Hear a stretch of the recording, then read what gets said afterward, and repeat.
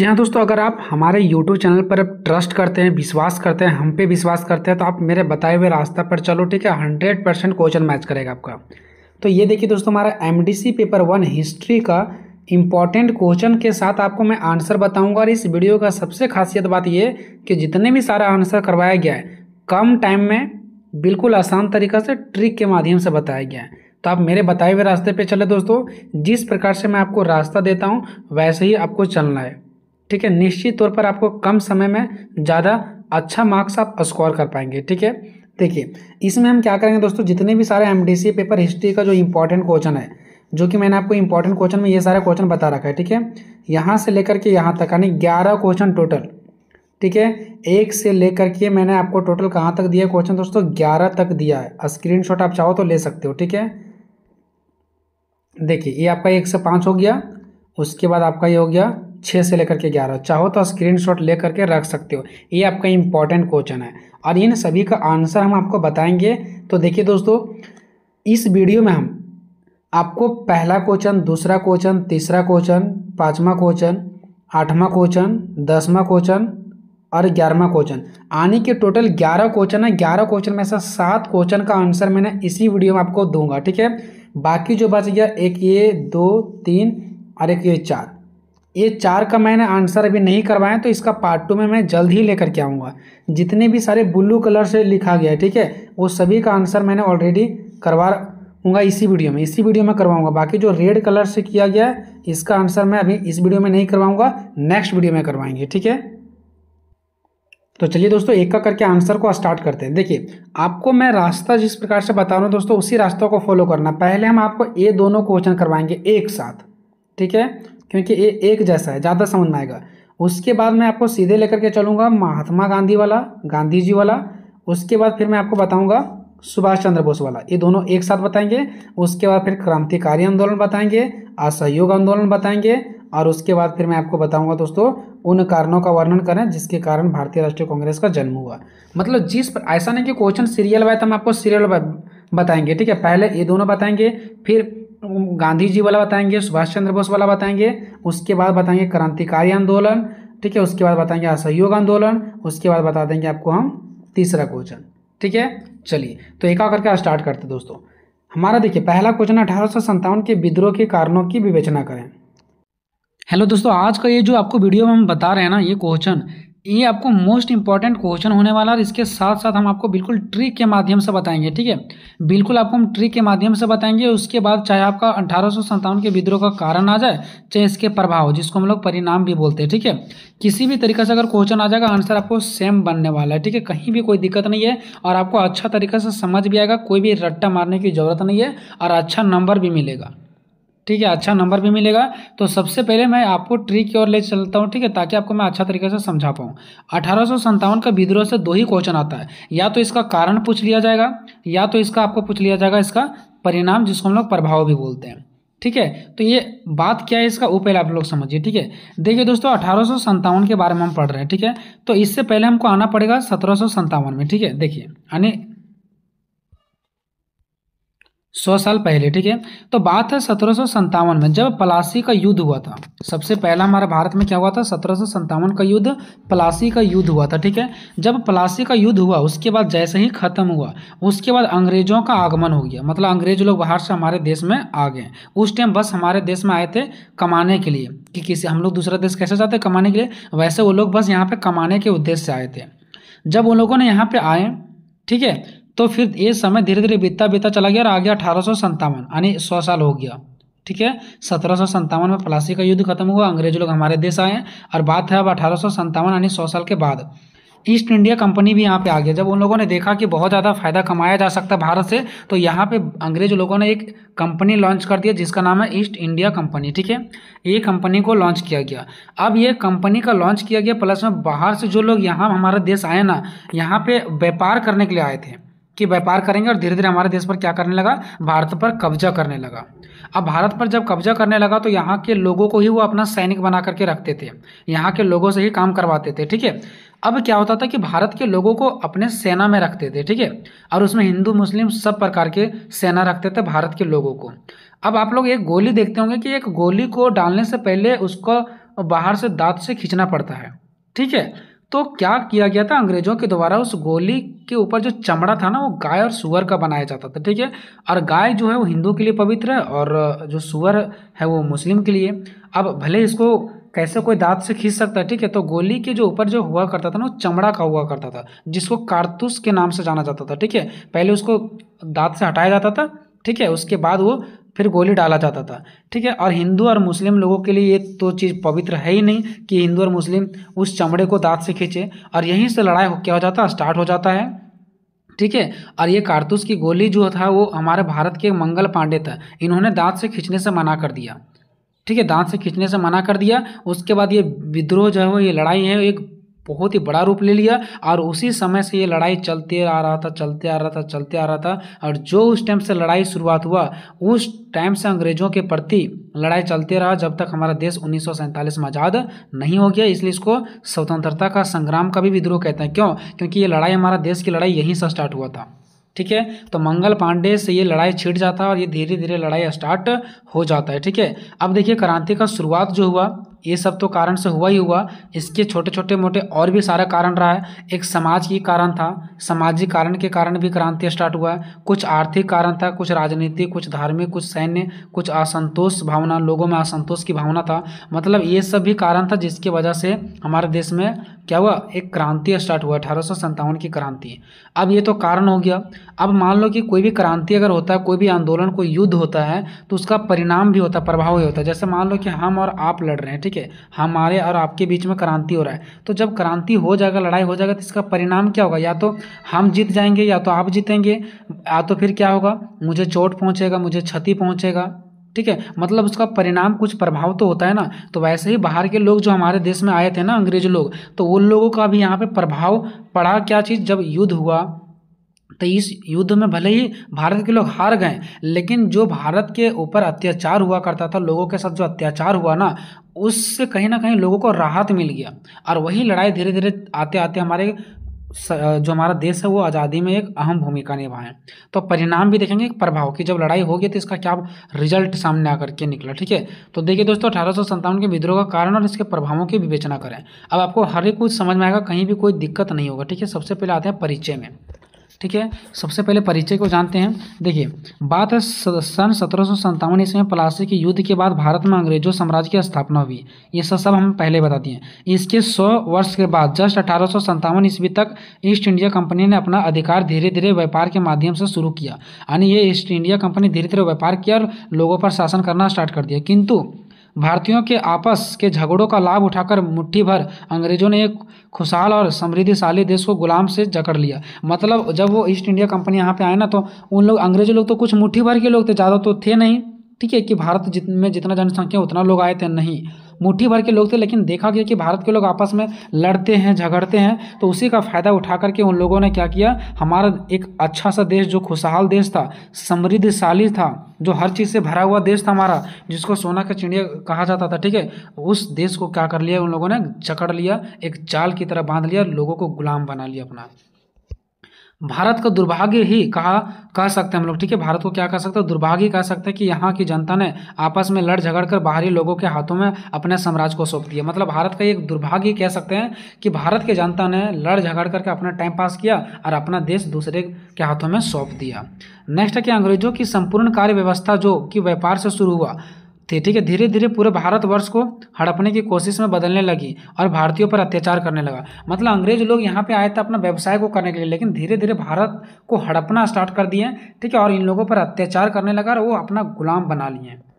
Next है कि यह विद्रोह अचानक से शुरू नहीं हुआ। अगर हम लोग सोच रहे हैं अचानक से शुरुआत हुआ, तो ऐसा नहीं है कि अचानक से शुरुआत हुआ। वो लोग पहले आए हैं, व्यापार किए, देखा सुना कि यहाँ पे क्या है, लोग झगड़ रहे हैं, तो धीरे धीरे करके हुआ। ठीक है, बल्कि इसके पीछे कई सालों का समय लगा। ये अचानक से लड़ाई स्टार्ट नहीं हुआ, इसके पीछे कई सालों की लड़ाई था। ठीक है, इस क्रांति का शुरुआत तब हुआ, बेसिकली इस क्रांति का शुरुआत तब हुआ जब वहाँ के भारतीय सैनिकों को चर्बी युक्त मतलब वो चमड़े है, ठीक है, जो चर्बी से बनता था, ठीक है, चर्बी युक्त कारतूस की गोली तो जो था ना वो ज़बरदस्ती प्रयोग करने व उनके धर्म नष्ट करने की कोशिश की गई, ताकि यहाँ के हिंदू और मुस्लिम लोगों का धर्म नष्ट किया जाए। इसलिए गोलियों को जो दांत से खींचना पड़ता था ना, वो किसका रहता था, चर्बी से बनाया जाता था, गाय और सूअर के चर्बी से, ठीक है, और उसको खींचना पड़ता था। सॉरी, शायद मैंने इसके पहले आपको चमड़ा बताया होगा, ठीक है, किससे, तो चर्बी से, ठीक है, चर्बी से बनाया जाता था। अब क्या हुआ कि मंगल पांडे जो भारत के थे, इन्होंने विरोध कर दिया, ठीक है, तो मंगल पांडे नामक सैनिक इसका विरोध करते हुए विद्रोह कर दिया। क्या कर दिया, विद्रोह कर दिया, ठीक है, और मेरठ से 10 मई 1857 की क्रांति शुरुआत हो गया, ठीक है। इस क्रांति में लाखों किसान, दस्तकार और सिपाही एक साथ मिलकर ब्रिटिश शासन को हिला कर रख दिया। जो ब्रिटिश शासन था, जो बाहर से लोग आए थे ईस्ट इंडिया कंपनी वाले, उन सभी को हिला करके रख दिया। भले ही भारत के लोगों का जीत नहीं हो पाया। यह लड़ाई 1857 से शुरू होकर देश की स्वतंत्रता तक चली, जिसके कारण इसे स्वतंत्रता का संग्राम भी कहा जाता है, जो कि मैंने आपको ऊपर ही बता दिया, ट्रिक में बता दिया, ठीक है। अब आता है 1857 के विद्रोह का कारण। तो इसका सामाजिक कारण था, आर्थिक कारण था, राजनीतिक कारण था, धार्मिक कारण था, सैन्य कारण था, और भारतीय जनता में जो असंतोष की भावना फैला हुआ था ना, ये एक कारण था जिसकी वजह से 1857 का विद्रोह हुआ, नहीं तो फिर नहीं हुआ रहता। अब एक एक करके हम लोग जानने का प्रयास करेंगे। पहला, सामाजिक कारण, ब्रिटिश सरकार द्वारा भारतीय समाज में किए गए सुधार। अब ब्रिटिश सरकार जो भारत आए हुए थे, भारत के लोग, वो भारत में सुधार कर रहे थे। अब सुधार कर रहे थे कि लूट कर रहे थे, हमें पता ही नहीं चल रहा। देखो सुधार क्या कर रहे थे, सती प्रथा और बाल विवाह पर रोक। अब सती प्रथा पर रोक लगा रहे थे और बाल विवाह पर क्या कर रहे थे, रोक लगा रहे थे, ठीक है। अभी जो सती प्रथा और बाल विवाह पर रोक लगा रहे थे ना, तो इससे इन परंपराओं, मान्यताओं को चुनौती दी, जिससे असंतोष फैला। इससे क्या हुआ कि भारत के जो लोगों में ना असंतोष की भावना फैला, ठीक है। नेक्स्ट, आर्थिक कारण। तो ब्रिटिश शासन ने जमींदार व्यवस्था को बदला। जो ब्रिटिश सरकार थी ना, वो जमींदारी व्यवस्था को क्या कर दिया, बदल दिया, ठीक है, जिससे किसानों और जमींदारों पर भारी कर का बोझ हुआ। कर का मतलब टैक्स का बोझ पड़ा, ठीक है, और उनका शोषण हुआ। मतलब क्या किया, वो जमींदारी व्यवस्था को बदल दिया। कहा गया कि जो भारत के किसान है वो क्या करेंगे, टैक्स देंगे, और भारत के लोगों से ही टैक्स लेना स्टार्ट कर दिया, जिसको हम लोग क्या बोलते हैं, तो जिसको हम लोग क्या बोलते हैं, कर बोलते हैं। क्या बोलते हैं उसको हम लोग, कर बोलते हैं, ठीक है। और उनका शोषण हुआ भारत के लोगों पर, ठीक है। भारतीय उद्योगों, जो जितने सारे भारत के उद्योग थे, कारीगर थे, को ब्रिटिश माल के सामने असफल कर दिया गया। अब देखो भारत के जितने सारे उद्योग था, कारीगर थे ना, ये सब फेल हो गए। किसके सामने, ब्रिटिश माल के सामने। जो ब्रिटिश के कंपनी था, ब्रिटिश के औजार था, ब्रिटिश के लोग थे, उसके सामने धीरे धीरे भारत के हर एक कंपनी, हर एक कारीगर जो जिसके पास कार्य करने की कला था, वो सब फेल होने लगा, ठीक है, जिससे भारतीय अर्थव्यवस्था को नुकसान हुआ। आगे देखिए, ब्रिटिश नीति के तहत भारतीय कच्चे माल का निर्यात हुआ। यानी भारत में जो कच्चे माल क्या होता था, उपजाया जाता था, जो लोग धान, चावल, गेहूँ, ये सब जो कच्चा माल उपजाया जाता था ना, उसका निर्यात कर देते थे। यानी कि यहाँ जो आए थे ना ब्रिटिश लोग, वो अपने देश भेज देते थे। यहाँ से गेहूँ, चावल खरीद लेते थे सस्ता कीमत पर, और भेज देते थे कहीं दूर, यानी अपने देश भेज देते थे। और अपने देश में औद्योगिक माल का आयात हुआ, और क्या हुआ, वहाँ बाहर में बना लेते थे अपने देश में, और वहाँ से बना करके क्या करते थे, भारत में फिर आयात करते थे। निर्यात मतलब भेज देते थे कच्चे माल, ठीक है, और वहाँ से बना करके यहाँ पे लाते थे। जैसे धान ही है, भेज दिया, और धान को अच्छा से चमका करके फिर यहाँ पे लाया गया, और यहाँ ऊंची कीमत पर भारत में ही बेचते थे। मतलब भारत का ही सामान निर्यात करते थे, पहले ले जाते थे, और फिर उसके बाद पॉलिश करके आयात कर देते थे। और इसकी आर्थिक स्थिति, इस तरह से भारत की जो आर्थिक स्थिति था ना, वो धीरे धीरे बिगड़ता चला गया, ठीक है, क्योंकि यहीं के लोगों को खरीद करके यहीं के लोगों को महंगा तरीका से उपलब्ध कराया जा रहा था, ठीक है ना। अब हम लोग पढ़ेंगे राजनीतिक कारण। तो राजनीतिक कारण क्या, तो भारतीय राजाओं और शासकों की संपत्ति और सत्ता का अभिग्रहण हुआ, ठीक है। मतलब जो भारत के राजा के लोग थे ना, और शासक लोग थे ना, उसके संपत्ति पर भी कब्जा करने लगे ये लोग, उनकी सत्ता भी छीनने लगे, ठीक है। भारतीय लोगों के अधिकारों को छीनने वाली ब्रिटिश नीतियों ने भारतीयों को नाराज कर दिया। भारत के लोगों के जितने सारे अधिकार थे, ब्रिटिश सरकार क्या कर रही थी, छीन रही थी। जीने का अधिकार नहीं दे रहे थे इन लोगों को। इसकी वजह से भारत के लोग क्या हो गए, परेशान हो गए ब्रिटिश वाले से। नेक्स्ट, धार्मिक कारण।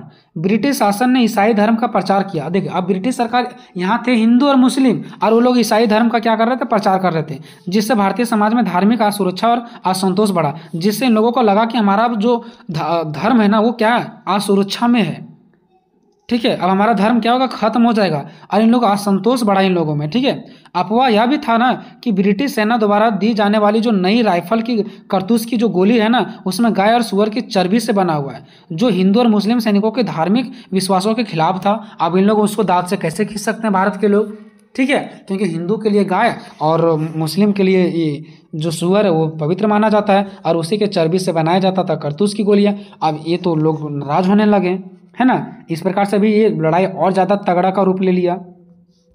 नेक्स्ट है सैन्य कारण, यानी कि सेनाओं के बारे में। तो भारतीय सेनाओं के साथ भी बहुत ज़्यादा गलत बर्ताव किया गया। कैसे, देखिए, भारतीय सैनिकों के वेतन में कमी कर दिया गया। जो भारत के सैनिक को जो अपने अंडर में रखा था उसको तो चलो अपने अंडर में रखा भी था, उसका वेतन भी कमी कर दिया।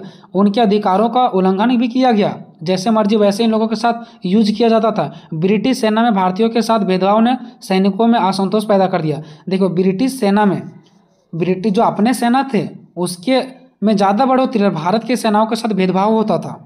ठीक है, यानी कि जो ब्रिटिश लोग हमारे भारतीय सेनाओं को जो रखे थे उसके साथ भेदभाव किया जाने लगा। ठीक है, और लोगों में क्या हुआ, असंतोष की भावना फैलने लगा। नेक्स्ट, भारतीय जनता में असंतोष। अब भारत की जनता इतना सारा चीज़ यहाँ पे गलत हो रहा है तो क्या भारत के लोग संतोष करेंगे? नहीं, असंतोष की भावना फैलने लगा। तो ब्रिटिश शासन के शोषण, जो ब्रिटिश शासन लोग शोषण कर रहे थे उनके नकारात्मक प्रभाव, उनका गलत प्रभाव और सामाजिक, धार्मिक, आर्थिक असमानता, समाज पर भी प्रभाव पड़ा, धार्मिक धर्म पर भी प्रभाव पड़ा, आर्थिक रूप से भी प्रभाव पड़ा। यहाँ का खेती में जो भी चीज़ होता था सस्ता खरीद लिया जाता था, जिससे यहाँ के लोग आर्थिक स्थिति से कमज़ोर पड़ गए, पैसा में कमी हो गया। ये सभी कारण से भारतीय जनता में असंतोष फैलने लगा। इन लोग बहुत ज़्यादा परेशान हो गए। तब इन लोग बकुला करके उसके प्रति विद्रोह कर दिया, लड़ाई लड़ गया। ठीक है, लड़ाई हो गया। अब लड़ाई हो गया तो इन लोगों का, भारतीय लोगों का हार जरूर हुआ, लेकिन इसका प्रभाव क्या क्या पड़ा वो देखिए। अब 1857 के विद्रोह का परिणाम देखते हैं या तो प्रभाव। तो इसका निम्नलिखित प्रभाव, पहला क्या हुआ कि इस विद्रोह के बाद तुरंत भारत सरकार अधिनियम 1858 पारित हुआ। एक अधिनियम आया 1858। इस अधिनियम के तहत ईस्ट इंडिया कंपनी का शक्ति को हटा दिया गया। पहला इस युद्ध से फायदा ये हुआ कि ईस्ट इंडिया कंपनी जो राज कर रही थी उसका शक्ति हट गया। उसके बाद इस विद्रोह के बाद भारत में प्रशासनिक बदलाव आया, यानी प्रशासनिक में सुधार होने लगा। ठीक है, नेक्स्ट है कि विद्रोह के बाद ब्रिटिश सरकार ने धार्मिक मामलों में हस्तक्षेप ना करने की नीति अपनाई। पहले इन लोग जो ईसाई धर्म को बढ़ावा देते थे ना, अब वो किसी भी धर्म को बढ़ावा नहीं देंगे। ठीक है, जो हिंदू मुस्लिम लोगों को साथ अत्याचार करते थे वो किसी भी प्रकार से वो हस्तक्षेप नहीं करेंगे। विद्रोह के बाद भारत में आर्थिक नीतियों को बदलाव किया गया। आर्थिक रूप से जो भारत कमजोर पड़ गया था ना, इसमें बदलाव किया गया। नेक्स्ट कि विद्रोह के बाद भारतीय सेना में बदलाव हुआ और भारत में सैन्य खर्च बढ़ा दिया गया। जो सेनाओं को कम खर्च किया जाता था, कम वेतन दिया जाता था, उसको बढ़ा दिया गया। विद्रोह के बाद भारत में साम्राज्य विस्तार करने की नीति का त्याग कर दिया गया। ठीक है, विद्रोह के बाद भारत में जो साम्राज्य विस्तार कर रहे थे ना वो लोग, अंग्रेजों लोग आकर के यहाँ पे ब्रिटिश लोग क्या कर रहे थे, विस्तार कर रहे थे, यानी सभी को लूटपाट मचा रखे थे, वो सब धीरे धीरे खत्म होने लगा। विद्रोह ने भारतीय राष्ट्रीय आंदोलन को प्रोत्साहित दिया और यही विद्रोह जो हमारा देश गुलाम बन चुका था, ये भारतीय राष्ट्रीय आंदोलन को और प्रोत्साहित किया और लोग धीरे धीरे और लड़ने लगे। ठीक है, अब इन सभी कारणों से मिलकर के 1857 के विद्रोह को जन्म दिया। यही सब कारण है जिसकी वजह से 1857 के विद्रोह क्या हुआ, जन्म हुआ, जिसे भारतीय इतिहास में पहली स्वतंत्रता संग्राम या तो इसको सिपाही विद्रोह के नाम से भी जाना जाता है। अब मैं आपको बताता हूं दोस्तों, अगर आपको क्वेश्चन दे दे, क्या चीज क्वेश्चन दे दे 1857 के विद्रोह का कारणों का वर्णन करा, सिर्फ कारणों का वर्णन, तो ये पूरा लिखना है। अगर आपको क्वेश्चन दे दे 1857 के विद्रोह का कारणों और प्रभावों का वर्णन करे, दोनों साथ में दे दे, तब भी आपको पूरा लिखना है। लेकिन सिर्फ अगर क्वेश्चन दे दे 1857 के विद्रोह का प्रभावों का वर्णन करें, तो प्रभावों में सिर्फ आप देख रहे होंगे कि प्रभावों में सिर्फ हम इतना ही पॉइंट दिए हैं, 1 2 3 4 5 6 7, जो कि बहुत छोटा पॉइंट है। तो फिर क्या करोगे, तो अगर प्रभाव दे देगा तो क्या 7 ही पॉइंट लिखोगे? जी नहीं। अगर कारण दे दिया तब इस पूरा आंसर को लिखना है। अगर कारण प्रभाव दोनों दे दिया तब भी इस पूरा आंसर को लिखना है। लेकिन सिर्फ अगर प्रभाव दे दिया तो आपको कारण को थोड़ा सा छोटा करना पड़ेगा और प्रभाव को ज़्यादा करना पड़ेगा। तो क्वेश्चन नंबर दूसरा, 1857 के विद्रोह के प्रभावों का वर्णन करें। जी हाँ दोस्तों, ट्री के माध्यम से आज हम देखने वाले हैं 1857 के विद्रोह का परिणाम दे दे चाहे तो प्रभाव दे दे, बात सेम ही पड़ता है। ठीक है, तो इसका आंसर कैसे लिखेंगे, और बिल्कुल ट्री के माध्यम से आपको बस ट्रिक वाला याद रखना है। ये पूरा का पूरा आपको 4 पेज 5 पेज जितना लिखना चाहते हो लिखा जाएगा। ठीक है, लेकिन डायरेक्टली आंसर यहाँ से स्टार्ट नहीं करना है। इसके पहले मैंने क्वेश्चन करवा दिया 1857 के विद्रोह का कारण, वो अगर नहीं देखा तो पहले वो जाके देखो। ठीक है, अगर आपको क्वेश्चन दे देता परिणाम, ठीक है, परिणाम दे दे या तो प्रभाव दे दे, तो डायरेक्टली आंसर यहाँ से स्टार्ट नहीं करना। इसके पहले आपको क्या लिखना पड़ेगा, इसका परिचय लिखना पड़ेगा। ठीक है, सबसे पहले आपको क्या लिखना पड़ेगा, परिचय। प्रभाव चाहे परिणाम कोई भी क्वेश्चन दे दे, सबसे पहले आपको परिचय देना है। और ये परिचय हम उसमें आपको बता रखे हैं जब हम 1857 के विद्रोह का कारण बता रहे थे, तो हम इसी पर फिर से चर्चा नहीं करेंगे। ठीक है, यही वाला परिचय मैंने पिछले वीडियो में बता रखा कारण के साथ। अब या तो क्वेश्चन आपको कारण दे देगा या तो प्रभाव दे देगा, दोनों में से कोई एक ही देगा। ठीक है, दोनों तो देगा नहीं, तो दोनों का परिचय आपको सेम रखना है। ये सब सेम रखना है। यहाँ तक मैंने इसके पहले की जो वीडियो बनाया था 1857 के विद्रोह का कारण का वर्णन करें, और उसमें मैंने बता दिया था यहाँ तक परिचय तक, ठीक है। उसके बाद हम उस वीडियो में यहाँ पे उसका कारण बताए थे, लेकिन आज हम बताने वाले हैं इसका परिणाम यानी कि इसका प्रभाव बताने वाले हैं, ठीक है। सबसे पहले देखते हैं दोस्तों ट्रिक को, ठीक है। ट्रिक सबसे ज़्यादा इंपॉर्टेंट है। अगर ये ट्रिक याद रख लोगे ना तो आपको पूरा, अगर नहीं भी देखोगे ना वीडियो तब भी आप आराम से लिख लोगे, लेकिन प्रैक्टिस के लिए एक बार देख लीजिएगा, बेहतर होगा, ठीक है। 1857 के विद्रोह का प्रभाव देखेंगे। जब 1857 की क्रांति हुआ, ये ब्रिटिश लोगों के प्रति हुआ, ठीक है, क्योंकि वो लोग हमारे देश में आकर के बहुत ज़्यादा लूटपाट कर रहे थे, ठीक है। तो यहाँ के लोगों ने बहुत बड़ा लड़ाई लड़ा। अब जब लड़ाई लड़ा तो उसके बाद क्या प्रभाव पड़ा, क्या कुछ सही हुआ कि और गलत हुआ, क्या कुछ ब्रिटिशों में कुछ सुधार हुआ या नहीं हुआ, वही चीज़ों को देखने वाले हैं। तो इसका जो प्रभाव पड़ा ना दोस्तों, 3 कारण से पड़ा। एक सामाजिक प्रभाव, एक आर्थिक प्रभाव और एक राजनीतिक प्रभाव। 3 प्रकार से प्रभाव पड़ा, ठीक है। और सामाजिक प्रभाव में कौन कौन सा आ गया, तो जाति धर्म में भर्ती, मतलब जाति चाहे कोई भी हो, चाहे आप किसी भी धर्म के लोग हो, मतलब भारत के लोगों को भर्ती करने लगा, यानी नौकरियां मिलने लगा। पहले जाति और धर्म को देख करके नौकरी मिलता था, लेकिन अब किसी भी जाति और धर्म के हो नौकरी आपको मिलेगा। संस्कृति का समान, यानी जो भारत का संस्कृति का रीति रिवाज को पहले समान नहीं किया जाता था, लेकिन अब समान किया जा रहा है, यानी कि उसको अच्छा दृष्टि से देखा जा रहा है। शिक्षा में बदलाव, पहले शिक्षा में बदलाव नहीं किया गया था, लेकिन जब 1857 का विद्रोह हुआ ना तो शिक्षा में क्या किया गया, बदलाव किया गया। नेक्स्ट, सामाजिक दूरी। पहले अंग्रेज लोग भारत लोगों को हमेशा दबोच करके पकड़े हुए थे, लेकिन जब विद्रोह हुआ ना तो वो भारत लोगों को छोड़ दिया और वो अपना एक अलग समुदाय बना लिए। तो यानी कि वो लोग दूरी बना लिए, सामाजिक दूरी भारत के लोगों से, ठीक है। ये आ जाएगा सामाजिक प्रभाव में। अब आते हैं आर्थिक प्रभाव। आर्थिक प्रभाव में क्या होगा, कर समाप्त, यानी जो भारत के किसानों के ऊपर जो कर लगाए थे वो कर क्या हो गया, समाप्त हो गया। यानी जो टैक्स लगाए थे ना, भारी भरकम टैक्स, वो समाप्त हो गया। उद्योगों सुधार, जो भारत के उद्योग जो मतलब नहीं चल रहे थे, क्योंकि यहाँ पे तो ब्रिटिश का उद्योग आ गया था, विदेश कंपनी आ गया था, तो उस सब चीज़ों में सुधार किया गया। जो भारत की कंपनी बैठ गई थी, जो उद्योग नहीं चल पा रही थी, उसमें सुधार किया गया। हालांकि ज़्यादा सुधार नहीं हुआ। सेना का खर्च बढ़ा दिया गया, कुछ अच्छा भी हुआ कुछ बुरा भी हुआ। क्यों, क्योंकि देखिए उन लोगों ने सेनाओं के खर्च बढ़ा दिए। अब सेनाओं को खर्च बढ़ा दिए और ब्रिटिश लोग में जो अपना सेना वो रखते तो सेना कहाँ के थे, भारत के ही लोग थे ना, तो वहाँ सेना के जो खर्च है वो बढ़ गए हैं, ठीक है। और इन लोगों को जो कम वेतन मिलता था वो ज़्यादा वेतन मिलने लगा। शोषण जारी रहा, मतलब लेकिन भारत के प्रति जो पहले से ब्रिटिश लोग शोषण करते थे ना भारत वालों पर, वो अभी भी शोषण जारी रहा, मतलब पूर्ण रूप से सुधार नहीं हुआ। राजनीतिक कारण में आ जाएगा कंपनी समाप्त, यानी जो ईस्ट इंडिया कंपनी आई तो वो समाप्त हो गई। अधिनियम एक लाया गया 1861 का अधिनियम। इसमें क्या बात किया गया अभी मैं नीचे बताऊंगा। रानी घोषणा की, यहाँ की एक रानी है, उन्होंने कुछ भारत के लोगों के लिए कुछ घोषणाएं की। और फुट डालो और राज करो, यानी ये लोग फुट डालते तो राज करते थे। कौन, ब्रिटिश लोग भारत के लोगों को आपस में लड़ा देते थे और अपना आप राज करते थे। ये नीति अभी भी इन लोगों का जारी रहा। मतलब 1857 का भी जो विद्रोह हुआ ना, इसका जो प्रभाव है ना, कुछ अच्छा पड़ा और कुछ बुरा पड़ा, ठीक है। अब देखते हैं इसका हम लोग प्रभाव। इधर तो परिचय आप लोग पहले से ही देख चुके होंगे, जब आप इसके कारण को आप देखे होंगे वीडियो कारण वाला, ठीक है। तो 1857 के विद्रोह भले ही असफल रहा, मतलब 1857 के विद्रोह में भारत के लोगों को जीत नहीं हुआ फिर भी, लेकिन इसने भारत और ब्रिटिश शासन दोनों पर गहरा प्रभाव डाला। लेकिन ये जो 1857 का विद्रोह ने भारत पर भी, भारत के लोगों पर भी और ब्रिटिश यानी दोनों पर ये गहरा प्रभाव डाला। 1857 की क्रांति के कारण और परिणाम निम्नलिखित है, यानी इसका कारण परिणाम जो है, ठीक है, कारण यहाँ पे नहीं लिखना क्योंकि हम लोग परिणाम पढ़ रहे हैं, ठीक है। इसका परिणाम निम्नलिखित है, सामाजिक, आर्थिक और राजनीतिक। अब देखते हैं सामाजिक परिणाम। तो सामाजिक परिणाम 1857 के विद्रोह के परिणाम इस प्रकार है। पहला, जाति और धर्म आधारित भर्ती, यानी सेना में जाति धर्म आधारित भर्ती शुरू की गई। ब्रिटिश सरकार ने कुछ विशेष जातियों और समुदाय को सेना में भर्ती में प्राथमिकता दी, यानी कि भर्ती किया जाने लगा, जो कि पहले भर्ती नहीं किया जाता था। भारतीय संस्कृति का सम्मान, पहले भारत की संस्कृति को सम्मान नहीं किया जाता था, लेकिन अब किया जाने लगा, ठीक है। ब्रिटिश सरकार ने भारतीय संस्कृति और परंपराओं का अधिक सम्मान करना शुरू किया। उन्होंने भारतीय रीति रिवाजों में हस्तक्षेप करने से बचने का प्रयास किया। मतलब जो यहाँ के लोगों को, भारत के लोगों का जो रीति रिवाज था उसको करने से जो रोक रहे थे ना ब्रिटिश लोग, अब इनको कुछ भी करने का अधिकार है। अब ये लोग कुछ भी करे, इसको कोई रोकने वाला नहीं है। इसी को बोलते हैं कि ब्रिटिश लोगों ने अब इसके रीति रिवाज पर हस्तक्षेप करने से मना कर दिया कि अब हम लोग कुछ नहीं करेंगे, जो आप लोगों को करना है वो करो। शिक्षा में बदलाव, शिक्षा में बदलाव किया गया। उस टाइम तो ब्रिटिश लोग थे, अंग्रेजी जानते थे, तो अंग्रेजी शिक्षा के साथ साथ भारतीय की जो भाषा थे ना और संस्कृति को भी महत्व दिया जाने लगा। सामाजिक दूरियां, विद्रोह के बाद जब 1857 का विद्रोह हुआ उसके बाद अंग्रेजों और भारतीयों के बीच सामाजिक दूरी बढ़ गया। अंग्रेज थोड़ा सा भारत के लोगों से दूर हट गए, ठीक है। अंग्रेजों ने भारतीयों के साथ सामाजिक संपर्क कम कर दिया, यानी कि जो इन लोगों के साथ दबोच कर पकड़े हुए थे वो कम हो गया और अपने अलग थलग समुदाय बना लिए। कौन, ब्रिटिश लोग। अब आते हैं आर्थिक परिणाम कि आर्थिक परिणाम क्या पड़ा। तो आर्थिक परिणाम भी बहुत सारा पड़ा, जैसे कि पहला भूमि कर नीति में बदलाव, यानी भूमि कर नीति को कुछ हद तक उदार बनाया गया, यानी कि कुछ हद तक सुधार किया गया। ठीक है, किसानों पर जो कर टैक्स लगाता था ना, वो बोझ कम करने का प्रयास किया गया। दूसरा, भारतीय उद्योगों का पुनर्जीवित, यानी भारत के जो उद्योग ठप पड़ गए थे ना, उसको पुनर्जीवित यानी पुनः जीवन, उसको जीवन दिया गया, पुनः उसको स्टार्ट किया गया। तो कुछ भारतीय उद्योगों को पुनर्जीवित करने का प्रयास किए गए। हालांकि ये प्रयास सीमित थे, यानी कि बहुत अधिक मात्रा में प्रयास नहीं किया गया, और भारतीय उद्योगों की समग्र स्थिति में बहुत ही कम सुधार हुआ। और जो भारत के उद्योग थे ना, उसमें ज़्यादा सुधार नहीं हुआ, बल्कि कम ही सुधार देखने को मिला, बट सुधार हुआ।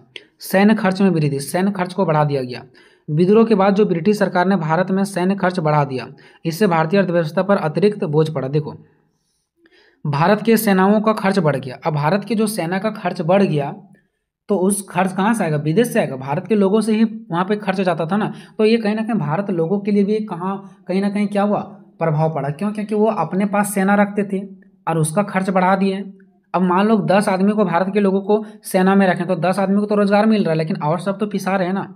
तो इससे भारत पर क्या हुआ, अतिरिक्त बोझ पड़ा। आर्थिक शोषण की जारी रहना, मतलब आर्थिक रूप से शोषण जारी रहा, पूर्ण रूप से सुधार नहीं हुआ। हालांकि कुछ सुधार किए गए, लेकिन भारत का आर्थिक शोषण जारी रहा। ब्रिटिश सरकार ने भारत के संसाधनों का दोहन करना जारी रखा, यानी भारत की चीज़ों को लूटना जारी रखा, ये छोड़ा नहीं। राजनीतिक परिणाम देखते हैं। तो राजनीतिक परिणाम 1857 के विद्रोह के परिणाम का एक ऐसा रूप है जिसने भारत के शासन व्यवस्था में अमूल चूल परिवर्तन लाया। ठीक है, यानी राजनीतिक परिणाम की वजह से भारत की अर्थव्यवस्था में बहुत ही ज़्यादा बदलाव देखने को मिला। भारतीय राजनीति की दिशा को एक नया रूप मिला। ठीक है, देखते हैं। ईस्ट इंडिया कंपनी का शासन समाप्त। तो विद्रोह के बाद भारत का शासन सीधे ब्रिटिश क्राउन के अधीन आ गया, मतलब जो ब्रिटिश लोगों के हाथ में था ना शक्तियाँ, वो ब्रिटिश क्राउन के हाथ में चला गया, ब्रिटिश के हाथों में शासन नहीं रहा। 1858 में भारत सरकार अधिनियम पारित हुआ और उसके हाथ से शक्ति खत्म हो गया, यानी ईस्ट इंडिया कंपनी के जो अंदर हाथ, उसके हाथ में जो शक्ति था ना, वो खत्म हो गया। नेक्स्ट, भारतीय परिषद अधिनियम 1861। 1861 एक अधिनियम लाया गया जो भारतीय परिषद से रिलेटेड था। इसमें क्या था कि इस अधिनियम ने भारतीय को कानून निर्मित प्रक्रिया में शामिल किया, यानी जो कानून को निर्मित किया जाता था ना, उसमें भारत के लोगों को भी शामिल किया गया। इसने वायसराय मतलब वहाँ के जो राजा थे, जो शासन को चला रहे थे, कि कार्यकारी परिषद में भारतीय सदस्यों को शामिल करने का प्रावधान किया, यानी वहाँ के जो राजा थे ना, वो भी अपने काम में भारत के लोगों को शामिल करने का प्रावधान किया। ये प्रावधान 1861 लाया गया। ठीक है, रानी विक्टोरिया की घोषणा, जो रानी की बात करते हैं, एक रानी विक्टोरिया भी थी जो भारत के लोगों के लिए कुछ घोषणाएं की। क्या घोषणाएं की? 1858 में रानी विक्टोरिया ने एक घोषणा जारी की जिसमें भारतीयों को धार्मिक स्वतंत्रता और समानता का आश्वासन दिया कि भारत के लोग अब धर्म रूप से स्वतंत्र, जो मर्जी वो धर्म को अपना सकते हैं, अपना रीति रिवाज ढंग से काम कर सकते हैं, और सभी को क्या समानता है। इन्होंने ये घोषणा की है। ठीक है, फुट डालो राज करो, लेकिन फिर भी फुट डालो राज करो की नीति हमेशा जारी रहा। यह नीति जो है ना, ये जो नीति है ना, विद्रोह के बाद ब्रिटिश सरकार ने भारतीय के बीच धार्मिक और जातीय भेदभाव को बढ़ावा देने की नीति अपनाई। यानी ये चाहते थे भारत के लोग कैसे लड़े, कैसे झगड़े, इसके बीच ये फुट डालते थे, यानी कि जिसको बोलते हैं ना बझा देना। इसके पास कुछ बोल देना, हिंदुओं के पास कुछ बोल देना, मुस्लिमों के पास कुछ बोल देना, ऐसे करके धर्मों के प्रति, जातियों के प्रति भेदभाव को बढ़ाना चाहते थे। यह नीति भारतीयों को एकजुट होने से रोकने के लिए अपनाया गया था, और ऐसा ये तब इसलिए किया था ताकि भारत के लोग आपस में लड़े और एकजुट ना हो, और वो हमारे खिलाफ लड़ाई ना लड़े। इसी को बोलते फुट डालना और राज करना। तो लोग यहाँ के लोगों को लड़ाते थे और राज करते थे, यानी फुट डालते थे और राज करते थे। यही इसका क्या दोस्तों प्रभाव है। ठीक है, तो मुझे आशा है कि आप लोग बहुत ही अच्छे तरीके से एग्जाम में लिखोगे, चाहे इसका कारण आ जाए, चाहे इसका परिणाम या प्रभाव आ जाए, दोनों एक ही है। ठीक है, क्वेश्चन नंबर नेक्स्ट चलते हैं। भारतीय स्वतंत्रता आंदोलन में गांधी जी के देनों का मूल्यांकन करें।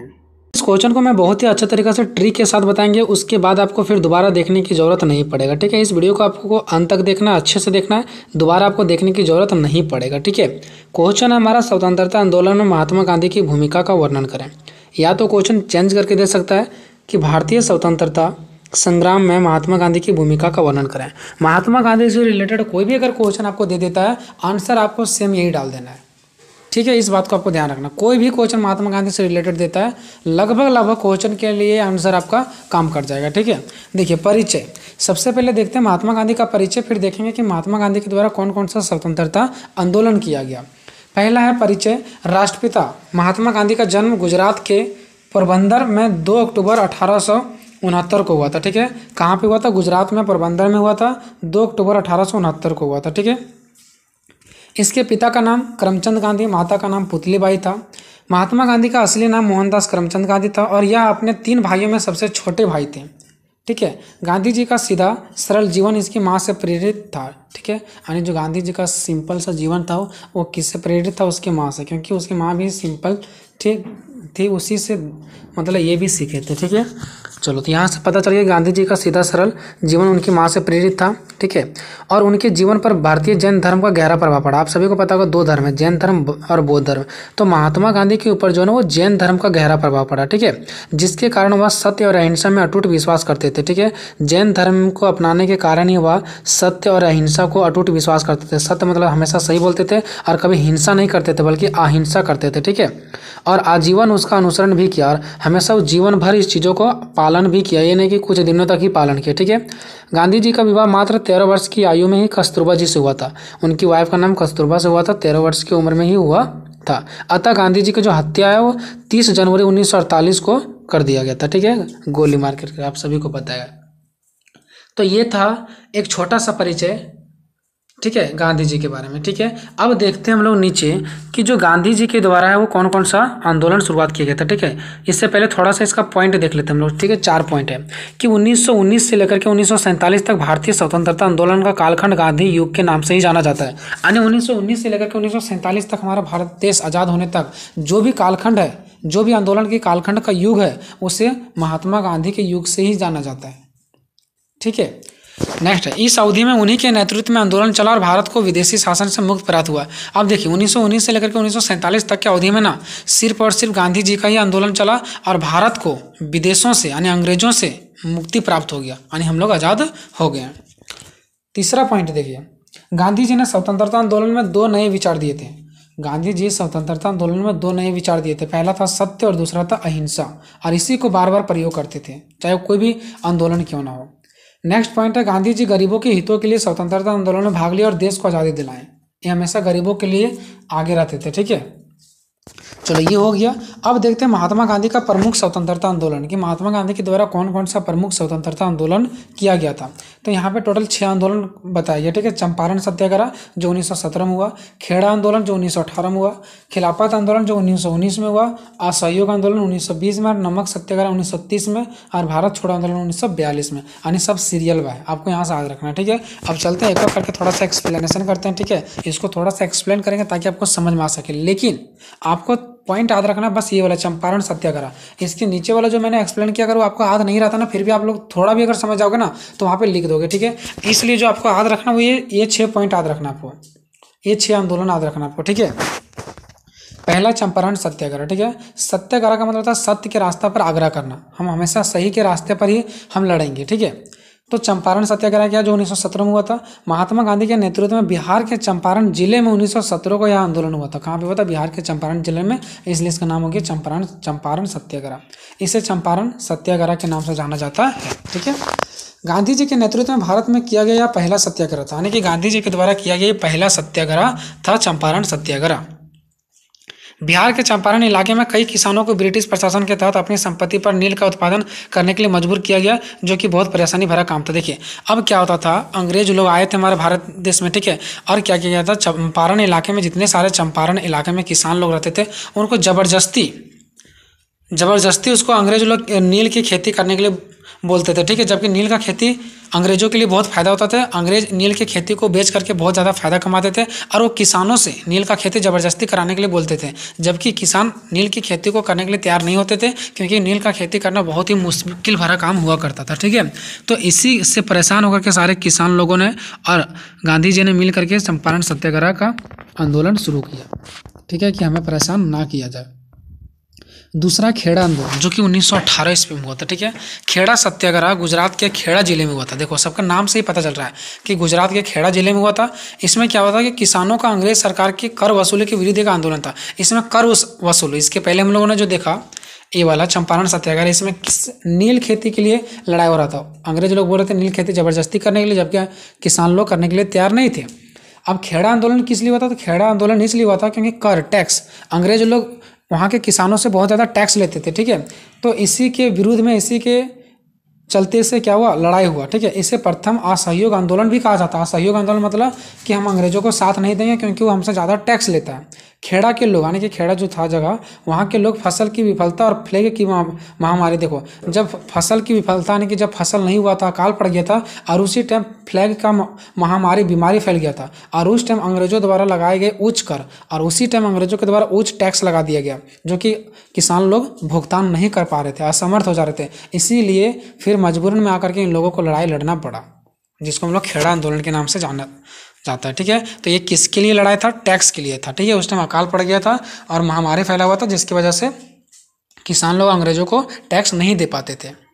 ठीक है, 2 पॉइंट हमारा खत्म हो गया। तीसरा देखते हैं खिलाफत आंदोलन। ये खिलाफत आंदोलन क्या है, तो यह आंदोलन सन 1919 में लखनऊ से शुरू हुआ, जिसमें शायद भारत कभी उभर नहीं सका, और इसी की वजह से शायद कभी भारत उभर नहीं सका। खिलाफत का उद्देश्य तुर्की में खिलफा पद को पुनः स्थापित करने को समर्थन देना था। देखो खिलाफत आंदोलन किस लिए किया गया था, इसका एक ही उद्देश्य था कि जो तुर्की में खलीफा था ना, तुर्की में जो खलीफा का पद था उसको पुनः से स्थापना करने के समर्थन में था। अब ऐसे में मोहनदास करमचंद गांधी को लगा कि खिलाफत को समर्थन देना, कि हम चलो खिलाफत पद को जो फिर से स्थापना किया जा रहा है, उस लोगों को, खिलाफत जो था वो मुस्लिम लोगों से संबंधित था। ठीक है, तो महात्मा गांधी जी को ये लगा कि हम अगर मुसलमानों को साथ देंगे खिलाफत पद को फिर से खड़ा करने के लिए, तो वो हमें भी क्या करेंगे, या सहयोग आंदोलन में साथ देंगे, लेकिन ऐसा नहीं हुआ। ठीक है, इसीलिए बोला गया है कि गांधी जी को लगा कि खिलाफत को समर्थन देना, यानी हम उनको समर्थन देंगे तो मुसलमानों को उसके साथ असहयोग मिलेगा, लेकिन सहयोग मिलेगा, लेकिन सहयोग नहीं मिला बल्कि असहयोग मिला, और यही सबसे बड़ा झटका का कारण बना। ठीक है, नेक्स्ट पॉइंट है चौथा, असहयोग आंदोलन, जो कि 1920 में हुआ। असहयोग आंदोलन महात्मा गांधी के नेतृत्व में 1 अगस्त 1920 ईस्वी को हुआ था। ठीक है, यह आंदोलन महात्मा गांधी के द्वारा चलाए जाने वाला प्रथम जन आंदोलन था, यानी कि महात्मा गांधी के द्वारा चलाए जाने वाला प्रथम जन आंदोलन, मतलब बड़े लेवल पर। ठीक है, असहयोग आंदोलन की शुरुआत खिलाफत आंदोलन से ही होती है, यानी अब इसके पहले पढ़े ना खिलाफत आंदोलन, वहीं से स्टार्टिंग होता है असहयोग आंदोलन। महात्मा गांधी ने खिलाफत आंदोलन के साथ असहयोग आंदोलन को मिला दिया। देख लो, उधर से खिलाफत आंदोलन चल रहा था और इधर से असहयोग आंदोलन, ये दोनों को मिला दिया, ताकि भारत के 2 प्रमुख समुदाय हिंदू और मुस्लिम मिलकर ब्रिटिश शासन का अंत कर सके। इसके पहले बताया था ना, खिलाफत आंदोलन मुस्लिम लोगों से समर्थन था, और गांधी जी इसलिए सपोर्ट कर रहे थे ताकि वो हमें भी क्या करे, सपोर्ट करे। तो इसलिए दोनों आंदोलन को मिला दिया ताकि मुस्लिम और हिंदू एक हो सके। ठीक है, और अंग्रेजों को अंत कर दे।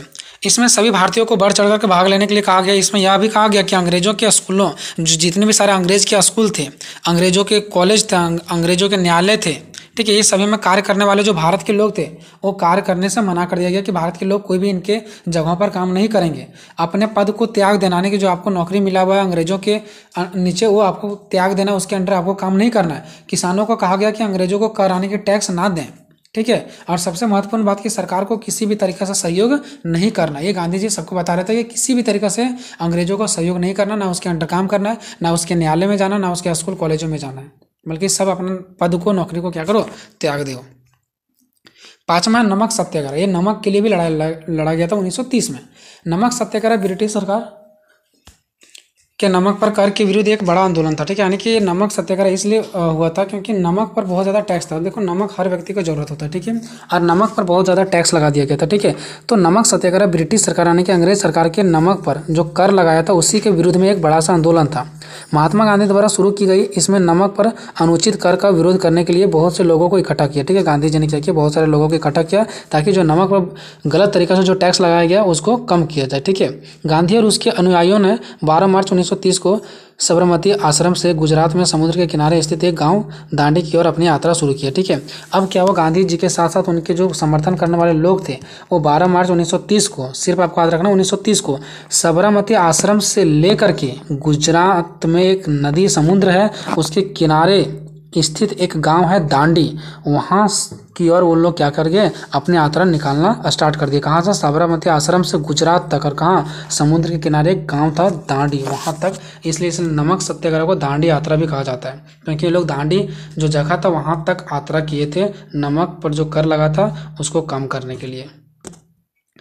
नेक्स्ट पॉइंट हमारा छठा, भारत छोड़ो आंदोलन। 1942 ईस्वी में इसको स्टार्टिंग किया गया था। ठीक है, कि जो अंग्रेज लोग हमारे भारत आए थे उसको बोला गया था कि आप लोग क्या करो, छोड़ करके यहाँ से चले जाओ। ठीक है, ब्रिटिश सरकार ने आज़ादी पाने के लिए भारत छोड़ो आंदोलन वर्ष 1942 में शुरू हुआ। ठीक है, जो ब्रिटिश सरकार थे ब्रिटिश सरकार जो हमारे भारत आए थे उससे आज़ादी पाने के लिए भारत छोड़ो आंदोलन स्टार्ट किया गया कि आप लोग भारत छोड़ दो। और ये कब किया गया? 1942 में। जिसका नेतृत्व यानी जिसका नेतृत्व किसने किया था? महात्मा गांधी ने किया था। भारत छोड़ो आंदोलन अंग्रेजी हुकूमत के खिलाफ काफ़ी प्रभावशाली साबित हुआ। और ये जो भारत छोड़ो आंदोलन है ना, वो अंग्रेजों के खिलाफ अन्य के अंग्रेजों को डराने के लिए बहुत ही अच्छा और बहुत ही महत्वपूर्ण, प्रभावशाली, ताकतवर साबित हुआ। और शासन की नींद उड़ गई, और जो शासन थाने के अंग्रेज लोग थे उन लोगों का नींद उड़ गया। भारत छोड़ो आंदोलन का प्राथमिक उद्देश्य था कि ब्रिटिश औपनिवेशिक शासन से तत्काल और पूर्ण स्वतंत्रता प्राप्त करना, कि जो अंग्रेज लोग थे उससे स्वतंत्रता प्राप्त करना, आज़ादी पाना। इसमें भारत पर से अंग्रेजों का नियंत्रण समाप्त कर एक संप्रभु और स्वशासित राष्ट्र की स्थापना करने की मांग की गई। ठीक है, इसमें क्या बोला गया कि भारत पर जो अंग्रेजों का नियंत्रण है वो समाप्त हो जाए और भारत एक संप्रभु यानी अकेला और स्वशासित यानी कि अकेला और खुद का एक देश बने। ठीक है, इसी का मांग कर रहे थे भारत के लोग और बोल रहे थे कि अंग्रेजों को कि आप लोग छोड़ करके यहाँ से चले जाओ। अतः हम कह सकते हैं कि भारत छोड़ो आंदोलन का भारत के स्वतंत्रता संग्राम पर बहुत ही प्रभाव डाला। तो ये जो भारत छोड़ो आंदोलन है ना, ये हमारे भारतीय स्वतंत्रता पर सबसे ज़्यादा महत्वपूर्ण प्रभाव डाले। ठीक है, तो इस प्रकार से क्वेश्चन खत्म। नेक्स्ट क्वेश्चन, भारतीय स्वतंत्रता संग्राम में सुभाष चंद्र बोस के योगदान का मूल्यांकन करें। मोस्ट इंपॉर्टेंट क्वेश्चन होने वाला, भारतीय स्वतंत्रता संग्राम में सुभाष चंद्र बोस के योगदान का मूल्यांकन करें। यानी कि जब हमारा देश स्वतंत्र हो रहे थे, आज़ाद हो रहा था, ठीक है, उस टाइम सुभाष चंद्र बोस जी ने क्या अपना योगदान दिए, ठीक है, क्या इन्होंने मेहनत किए, क्या क्या कार्य किए, क्या क्या योजनाएं बनाए। ठीक है, इसी के बारे में, इनका योगदान के बारे में हमें क्या करना है, लिखना है। तो सबसे पहले देखिए दोस्तों, हमारा जो यहाँ पे आया हुआ वो सुभाष चंद्र बोस के बारे में आया हुआ है। ठीक है, तो ये सुभाष चंद्र बोस जी का सबसे पहले हम लोग परिचय जानेंगे। ठीक है, कि इनका जीवन परिचय क्या है, उसके बाद देखेंगे कि इन्होंने क्या क्या अपना योगदान दिया। ठीक है, तो सबसे पहले बात करते हैं दोस्तों परिचय का। तो सुभाष चंद्र बोस जिन्हें नेताजी के नाम से भी जाना जाता है, सुभाष चंद्र बोस को हम लोग नेताजी के भी नाम से जानते हैं, भारत के महान स्वतंत्रता सेनानी थे। ये जो भारत के महान स्वतंत्रता सेनानी थे। ठीक है, उसके बाद यहाँ पे देखिए दोस्तों, उनका जो जन्म है ना वो 23 जनवरी 1897 को उड़ीसा के कटक में हुआ था। ठीक है, 23 जनवरी को 1897 को उड़ीसा के कटक में हुआ था। अगर डेट वगैरह याद नहीं रहता दोस्तों, तो जो भी आपको याद रहता है वो आप लिख दीजिए। ठीक है, लेकिन जीवन परिचय में इसका कुछ ना कुछ जरूर डालें। उसके बाद क्या है कि वे बचपन से ही तेज तरार और देशभक्ति से प्रेरित थे। यानी कि जो सुभाष चंद्र बोस जी थे वो बचपन से ही तेज तरार थे, देशभक्त की भावना थे जिसके अंदर। उन्होंने भारतीय सिविल सेवा परीक्षा पास किया। देखिए, उन्होंने भारतीय सिविल सेवा परीक्षा भी पास किया, लेकिन देश की आज़ादी के लिए अपनी नौकरियां तक वो गवा दिया। अपना नौकरी को पसंद नहीं किया देश की आज़ादी के सामने। ठीक है, और वो देश की आज़ादी में लड़ गए। ठीक है, उसी में सामने चले गए। उसके बाद आगे देखिए दोस्तों, यहाँ पे क्या है, यहाँ तो देख लें कि उन्होंने अपना नौकरियाँ छोड़ दी। किस लिए नौकरी छोड़ दी? अपने देश की आज़ादी के लिए। उतना उसके अंदर प्रेम की भावना थी। ठीक है, आगे देखिए उनका प्रसिद्ध नारा, ये सब उसी के बारे में बात चल रहा है। ठीक है, उनका प्रसिद्ध नारा, तुम मुझे खून दो मैं तुम्हें आज़ादी दूंगा। ठीक है, उनका एक बहुत ज़्यादा प्रसिद्ध नारा है, 1 नंबर में आ सकता है कि तुम मुझे खून दो मैं तुम्हें आज़ादी दूंगा। ये किनका नारा है? तो सुभाष चंद्र बोस जी का नारा। ठीक है, आज भी ये हमें प्रेरणा देते हैं, आज भी इनसे हम कुछ ना कुछ सीखते हैं। ठीक है, 1945 में उनकी रहस्यमय मृत्यु हो गई, लेकिन उनका देश के प्रति समर्पण और साहस हमेशा याद किया जाएगा। सुभाष चंद्र बोस भारत के इतिहास में एक अमर नेता है। ठीक है, देखिए अभी तक जो मैंने लिखा उस सब का सब हमारा किसके बारे में है? तो हमारा सुभाष चंद्र बोस जी के परिचय के बारे में ही मैंने अभी तक इतना देखा। ठीक है, कि उनका मृत्यु हो गया, फिर उनका देश के प्रति जो प्रेम था, समर्पण था, वो हमेशा के लिए रहेगा। और सुभाष चंद्र बोस जी हमेशा इतिहास में एक अमर नेता के रूप में रहेंगे और हमारे दिलों में बसेंगे। ये मैंने बस उसका एक परिचय देखा। अब देखेंगे दोस्तों कि सुभाष चंद्र बोस जी जो थे ना, वो स्वतंत्रता संग्राम में सुभाष चंद्र बोस अपना क्या क्या योगदान दिए। जो सुभाष चंद्र बोस जी थे वो अपना स्वतंत्रता संग्राम में क्या क्या योगदान दिए हैं। ठीक है, तो बहुत ही ज़्यादा आसान है दोस्तों। देखिए मैंने यहाँ पे 14 पॉइंट लिख रखा है। क्या आप 10 पॉइंट तो आराम से लिख लोगे एग्जाम में? हम आपको यहाँ पे 14 पॉइंट बता रहे हैं, कम से कम आप एग्जाम में जाओगे तो 10 पॉइंट तो जरूर याद रहेगा। ठीक है, तो इस प्रकार से आपका बेस्ट रिजल्ट बनेगा। देखिए, सुभाष चंद्र बोस भारतीय स्वतंत्रता संग्राम के एक महान नेता थे और उनका योगदान इस संग्राम में महत्वपूर्ण था। उनके योगदान का मूल्यांकन निम्नलिखित बिंदुओं पर किया जा सकता है। अब देखते हैं एक करके।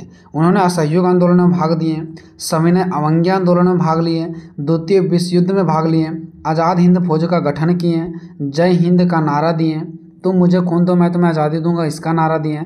अन्य स्वतंत्रता सेनानियों से अलग इनका रणनीति था, सभी के जैसा नहीं था, ये कुछ अलग राजनीति बना देते, अहिंसा के खिलाफ थे। ठीक है, नेताजी सुभाष चंद्र बोस का एक क्रांतिकारी नेता भी थे इन्होंने। दिल्ली चलो का भी नारा दिया इन्होंने, नमक सत्याग्रह में शामिल हुए, भारतीय राष्ट्रीय सेना की स्थापना किए, स्वतंत्रता के लिए जागरूकता फैलाएं, राष्ट्रीय आंदोलन को मजबूत किए। इतना कुछ किए तब कहीं जाकर के ये जो सुभाष चंद्र बोस जी हैं इनका नाम आता है और वो हमारे दिलों में बसते हैं। ठीक है, इतना कुछ हमारे देश की आज़ादी के लिए किए। तो यही सब योगदान के बारे में हमको पढ़ना है। तो एक एक करके हम एक्सप्लेन करेंगे दोस्तों। सबसे पहला दोस्तों असहयोग आंदोलन। ठीक है, तो वह असहयोग आंदोलन में शामिल हो गए हैं जिसकी शुरुआत महात्मा गांधी ने की थी। असहयोग आंदोलन का शुरुआत महात्मा गांधी ही किए थे। ठीक है, कि अंग्रेजों को किसी भी प्रकार का कोई भी सहयोग नहीं करना है, और इसमें ये भी शामिल हो गए। उन्होंने स्वराज अखबार की स्थापना किया। ठीक है, कौन? सुभाष चंद्र बोस जी। 1927 में जेल से रिहा होने के बाद नेताजी सुभाष चंद्र बोस कांग्रेस पार्टी में महासचिव के रूप में शामिल हुए। यानी कि देखिए, अब डेट वगैरह याद नहीं रहता, बस इतना तो लिख सकते कि जेल गए थे, जेल के बाद रिहा होने के बाद उन्होंने क्या किया, उन्होंने अपना कांग्रेस पार्टी का एक महासचिव के रूप में शामिल हुए और जवाहरलाल नेहरू के साथ मिलकर के स्वतंत्रता के लिए वो लड़ाई लड़े, या तो फिर जैसे जेल से वो रिहा हो उसके बाद वो क्या किया, स्वतंत्रता के लिए लड़ाई लड़े। अपने तरीक़े से लिखना है। ठीक है, ज़्यादा आपको इसमें दिमाग लगाने की कोई ज़रूरत नहीं है। दूसरा है सविनय अवज्ञा आंदोलन, की जो अंग्रेज थे ना उनके बातों को अवज्ञा करना था, अवहेलना करना था, उनके एक भी बातों को नहीं मानना था, उसमें भी सुभाष चंद्र बोस जी शामिल हुए। ठीक है, तो इस समय बोस यानी सुभाष चंद्र बोस जी बंगाल के क्रांतिकारी समूह से जुड़े होने के कारण हिरासत में थे। आने की देखिए, उसको जेल में इसलिए डाल दिया गया, जेल में डाला गया था क्योंकि ये माना गया था कि जो सुभाष चंद्र बोस जी है वो एक क्रांतिकारी समूह में जुड़े हुए हैं, एक क्रांतिकारी लोगों से जुड़े हुए हैं। इसी के संदेह में इनको हिरासत में ले लिया गया, कई बार जेल भी डाल दिया गया अपराधी समझ करके, इनको क्रांतिकारी समझ करके। ठीक है, जेल में रहते हुए वे कलकत्ता के मेयर बने। अब देखिए, वो जेल में भी थे फिर भी वो कलकत्ता के मेयर बन गए। उसके बाद उन्हें रिहा किया गया, जेल से बाहर कर दिया गया। क्रांतिकारी समूह से संबंध रखने के संदेह में कई बार हिरासत में लिया गया। ऐसा माना गया कि कई एक जो थे वो क्रांतिकारी से जुड़े हुए थे, जिसकी वजह से कई बार इसे हिरासत में लिया गया। हम टोटल यहाँ पे 14 पॉइंट बताएंगे। जी हाँ दोस्तों, 14 पॉइंट बताएंगे, तो उनमें से कोई अगर आपको 10 भी बेटर तरीका से समझ में आ जाता है तो बहुत अच्छी बात है, आप एग्जाम में अच्छे से लिख के आओगे। नेक्स्ट बात करते हैं तीसरा दोस्तों, द्वितीय विश्व युद्ध में योगदान। इन्होंने द्वितीय विश्व युद्ध में भी अपना योगदान लिए। ठीक है, द्वितीय विश्व युद्ध के दौरान जब उन्होंने अंग्रेजों के खिलाफ लड़ने के लिए आज़ाद हिंद फौज का गठन किया। देखिए, इन्होंने क्या किया, द्वितीय विश्व युद्ध में अंग्रेजों के खिलाफ लड़ने के लिए, ठीक है, इन्होंने क्या किया, आज़ाद हिंद फौज की गठन किया। ठीक है, आज़ाद हिंद फौज की गठन किया, जय हिंद का नारा दिया। उन्होंने भारत को अंग्रेजों से मुक्त कराने के लिए एक अलग राजनीति बनाई। युवाओं को स्वतंत्रता संग्राम में जोड़ने के लिए तुम मुझे खून दो मैं तुम्हें आज़ादी दूंगा जैसे नारे लगाएं। आज़ाद हिंद फौज का गठन किए, उसके बाद जय हिंद का नारा लगाएं, उसके बाद इन्होंने क्या किए, तुम मुझे खून दो मैं तुम्हें आज़ादी दूंगा इसका नारा लगाएं।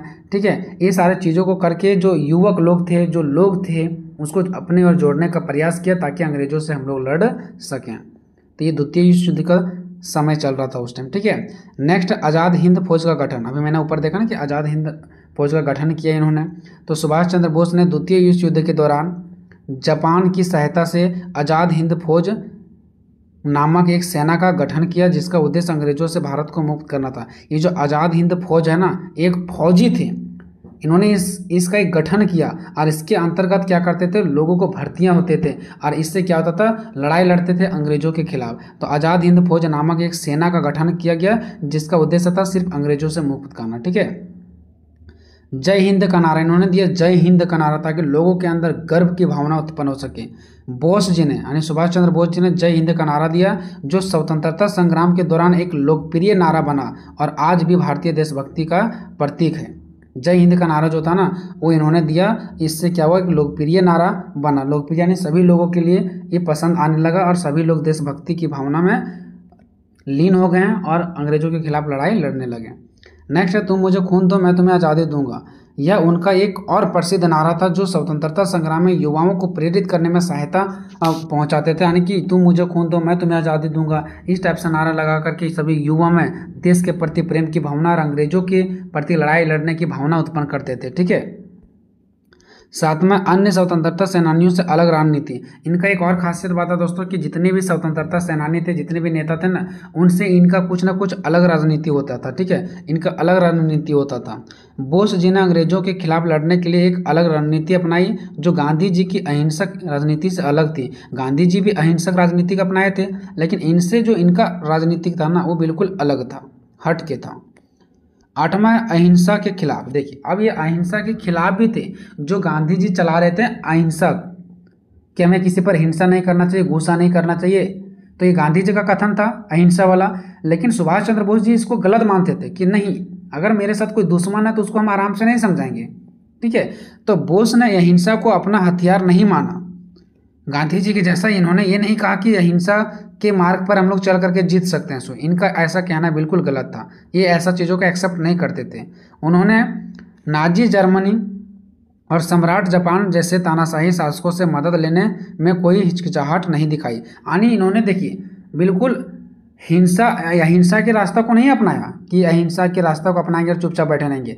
इन्होंने जर्मनी और सम्राट जापान जैसे शासक से, जैसे राजाओं से मदद लेने में कोई भी हिचकिचाहट नहीं किए। इतने बड़े बड़े राज्यों के राजाओं से जाकर के इन्होंने मिले और उनसे मदद लेने का प्रयास किए। नेक्स्ट दोस्तों, नेताजी सुभाष चंद्र बोस एक क्रांतिकारी नेता थे। जो नेताजी सुभाष चंद्र बोस जी थे ना वो एक क्रांतिकारी नेता थे, ठीक है। बोस और इसी की वजह से क्रांतिकारी को ही मान करके इसको कई बार जेल में भी डाला गया, ठीक है। बोस जी को एक क्रांतिकारी नेता के रूप में देखा जा सकता है, ठीक है, जिन्होंने अपने विचारों को वास्तविकता में बदलने के लिए संघर्ष किया।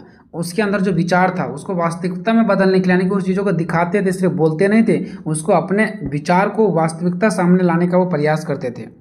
नेक्स्ट है दिल्ली चलो का नारा। बोस ने दिल्ली चलो का नारा भी दिया, जो स्वतंत्रता संग्राम में एक महत्वपूर्ण कदम था। सभी लोगों के अंदर क्या था कि हर एक नारा से, जितने भी सुभाष चंद्र बोस जी के नारा थे, उसके हर एक नारा से लोगों के अंदर, ठीक है, युवाओं के अंदर देश के प्रति प्रेम की भावना उत्पन्न होती थी और वो देश के लिए मर मिटने के लिए रेडी हो जाते थे।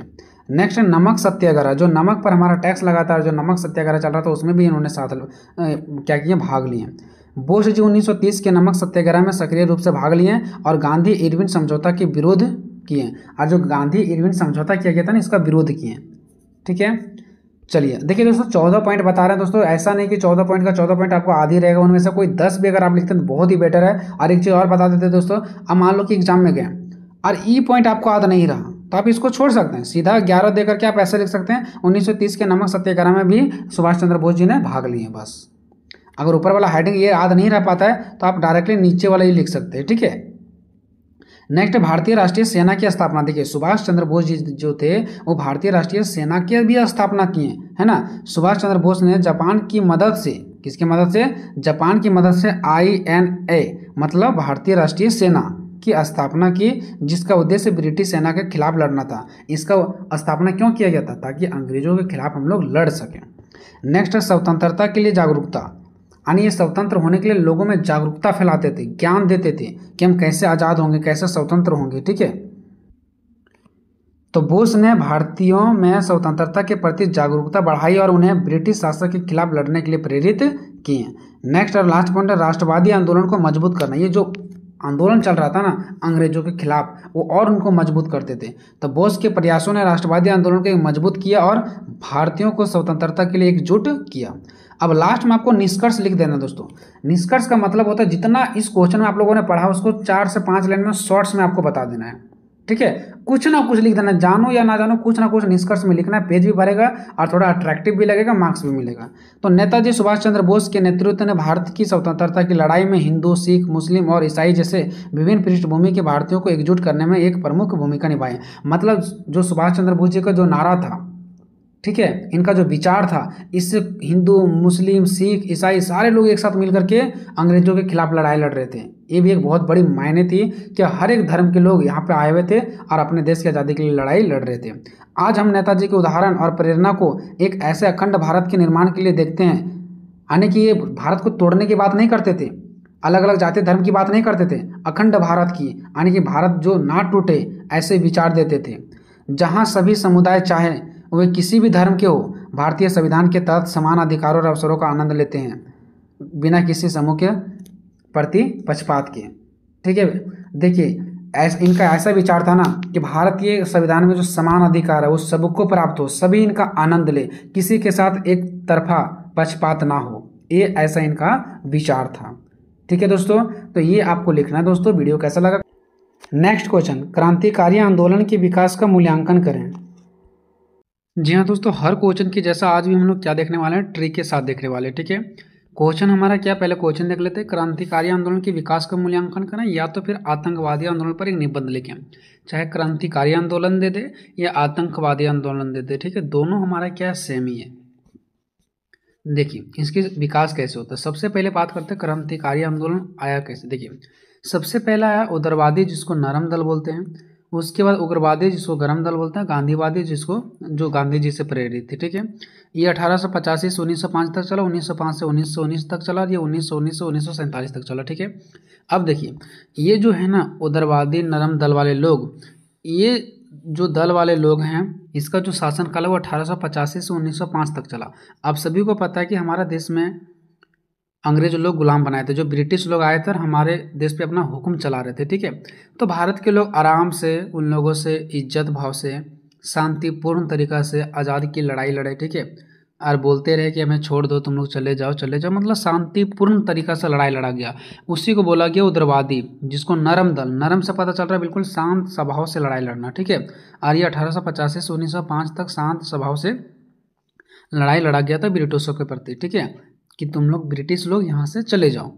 ठीक है, उसके बाद जब ये लोग नहीं जाने लगे, ठीक है, उसके बाद जो अपनाया गया उसका नाम है उग्रवादी। नाम से पता चल रहा है गरम दल। अब इन लोग हिंसक लड़ाई लड़ेंगे, हथियार से लड़ेंगे, इसमें जान माल का खतरा होगा। ठीक है, इसके पहले जान माल के खतरा का बात नहीं चल रहा था, उसमें शांतिपूर्ण लड़ाई, लेकिन इसमें अब जान माल की खतरा चलेगा। इसको बोला गया गरम दल, और ये 1905 से 1919 तक चला। और यही हमारा जो उग्रवादी, जिसको गरम दल बोला गया, जो 1905 से 1919 तक चला, यही हमारा क्रांतिकारी आंदोलन का मुख्य योगदान इसी का रहा है। उसके बाद गांधीवादी आंदोलन चला, जो 1919 से 1947 तक। ठीक है, तो अब हम लोग जानेंगे कि क्रांतिकारी का विकास कैसे हुआ।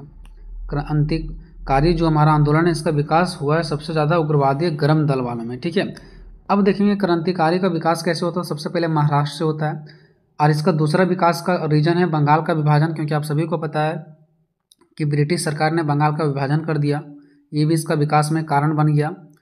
उसका युवा में राष्ट्रवाद की भावना जगा। गुप्त समिति, भारत के लोग गुप्त समितियाँ बनाने लगे, नुके छुपके।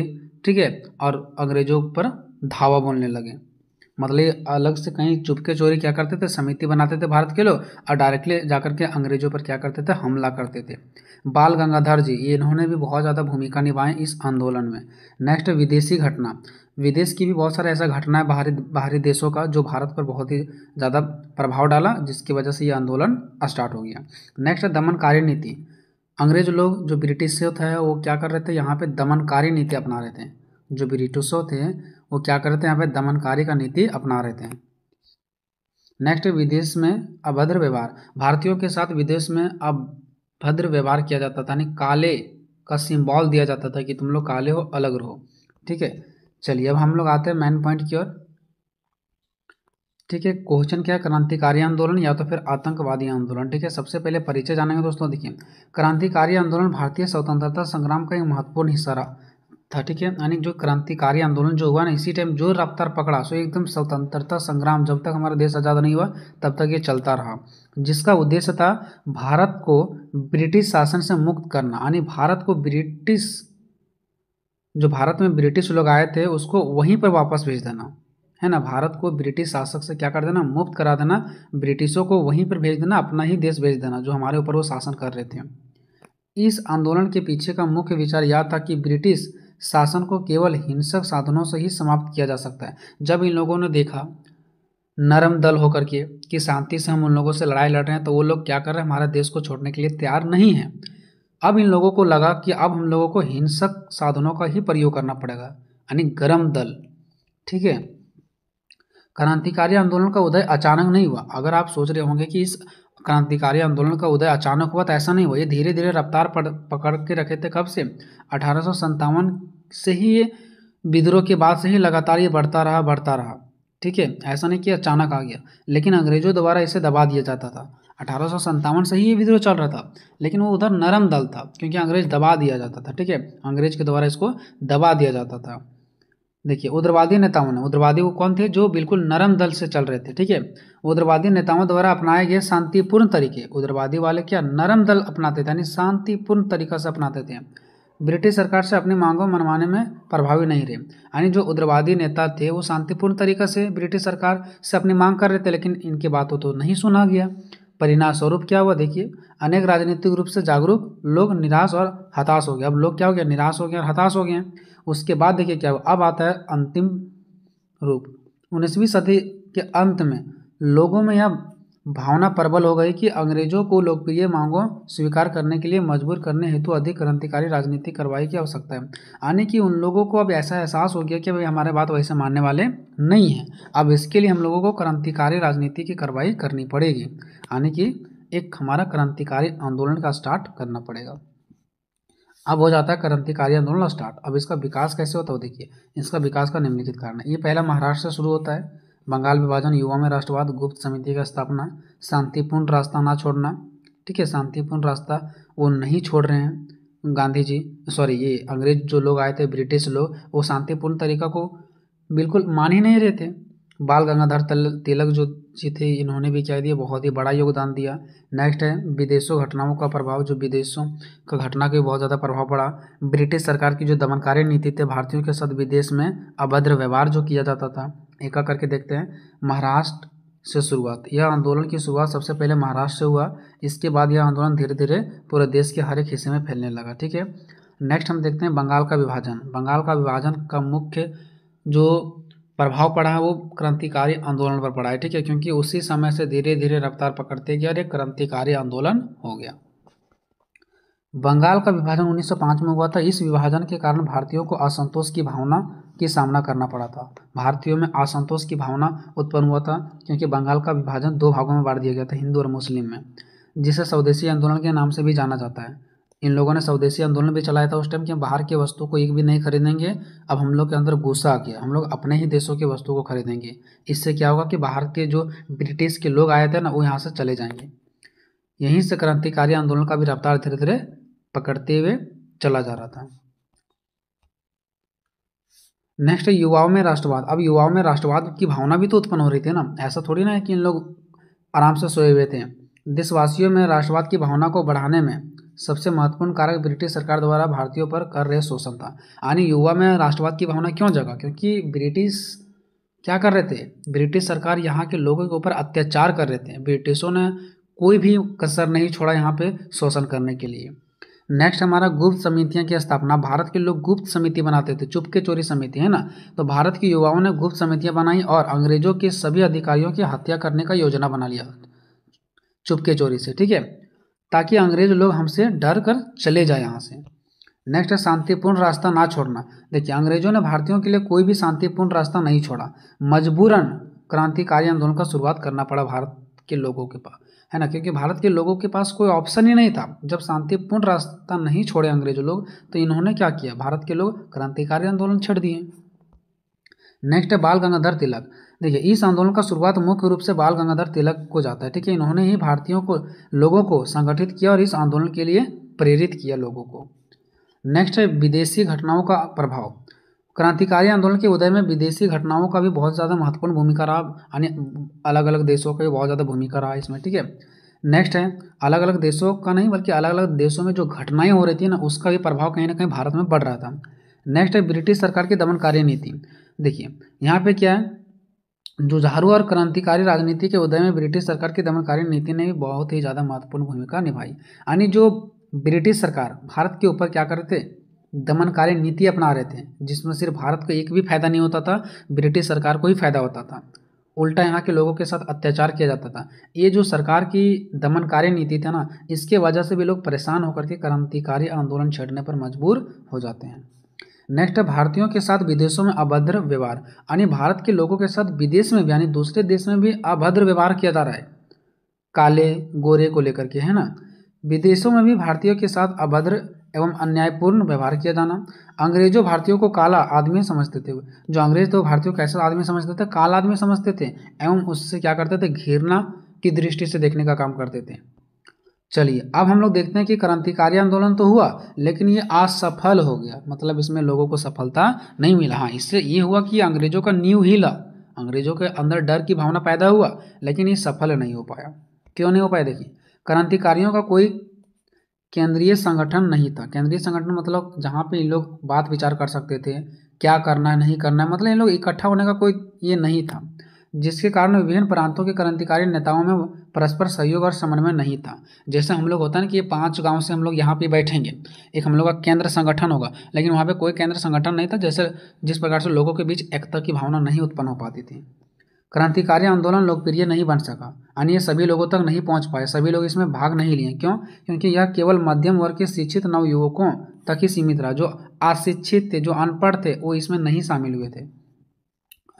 क्रांतिकारी आंदोलन की विफलता, यानी जो ये असफल हो गया, इसका मुख्य कारण है कि अंग्रेजी सरकार की दमन नीति, वो हमेशा दबा देते थे, है ना। इन लोगों के ऊपर हमेशा क्या करते थे? अत्याचार करते थे। सरकार तरह तरह के कानून बनाकर क्रांतिकारी आंदोलन को निष्क्रिय करने में सफल रहे, मतलब इसको निष्क्रिय से मतलब यह हो गया आपका कि इसको दबा दिया जाता था। ठीक है, सरकार तरह तरह के कानून बना करके जो भारतवासियों के द्वारा जो क्रांतिकारी आंदोलन चलाया गया था वो क्या कर दिया गया था? निष्क्रिय कर दिया गया था, इसको दबा दिया गया था। नेक्स्ट है, अरबी क्रांतिकारियों में साहस और उत्साह की कमी नहीं थी। देखिए, भारत के लोगों में उत्साह और साहस की कमी नहीं था, फिर भी उन्होंने जो चोरी छिपे हथियार इकट्ठा किए वे ब्रिटिश सरकार से लड़ने के लिए अपर्याप्त थे।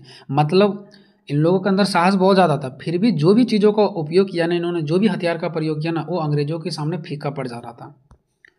नेक्स्ट है निष्कर्ष, अभी वे सशस्त्र विद्रोह के माध्यम से स्वतंत्रता प्राप्त करने के निर्धारित उद्देश्यों को प्राप्त करने में असफल रहे। मतलब ये क्या रहे? क्रांतिकारी आंदोलन करने में क्या रहे? असफल रहे। फिर भी वे लोगों को जागृत करने, उनके मन से सत्ता का भय निकालने तथा शासकों के दिलों में आतंक पैदा करने में सफल रहे। फिर भी ये भारतीयों को अंदर जो कहीं ना कहीं डर की भावना पैदा की है, भारत के लोग भले ये असफल हो गए, लेकिन भारत के अंदर जो आए हुए थे ब्रिटिश लोग, उनको भी क्या हुआ? अंदर कहीं ना कहीं डर लगने लगा। तो कुछ तो फायदा हुआ, ठीक है, ऐसा नहीं है, भले हार हो लेकिन उसमें लोग संघर्ष करने के लिए सीखते हैं, है ना। तो ऐसा ही भारत के लोगों के साथ भी हुआ। नेक्स्ट क्वेश्चन, असहयोग आंदोलन के कारणों का वर्णन करें। असहयोग आंदोलन के कारणों का वर्णन करें। आप लोग ये 10th में पढ़ रखे होंगे, 12th में पढ़ रखे होंगे, ठीक है। तो यहाँ पे आपको डिटेल से देखना है, ठीक है। और मैंने आप लोगों को पॉइंट में बता रखा है, सारा पॉइंट को मैं डिस्कशन करूँगा और आप लोग को एग्जाम में जाकर के लिख देना, ठीक है। यकीन मानिए कि आप लोग बहुत आराम से लिख पाओगे, ठीक है। बस थोड़ा सा आपको यहाँ पे क्या इंप्रूव करना, सो देखिए, असहयोग आंदोलन के कारणों की व्याख्या करें कि असहयोग आंदोलन का जो कारण था उसका वर्णन करना है। तो असहयोग आंदोलन है क्या? तो असहयोग आंदोलन का अर्थ होता है कि अब किसी भी तरह से ब्रिटिश शासन को सहयोग नहीं करना। ब्रिटिश शासन मतलब जो अंग्रेजों था उनको अब सहयोग नहीं करना है। पहले भारत के लोग डर से, कुछ लोग अपने से क्या कर रहे थे? उनको मदद कर रहे थे, सहयोग कर रहे थे। अब सहयोग नहीं करना, उसी को बोलते हैं असहयोग। और ये आंदोलन कब से कब तक चला था? 1920 से लेकर के 22 तक चला था।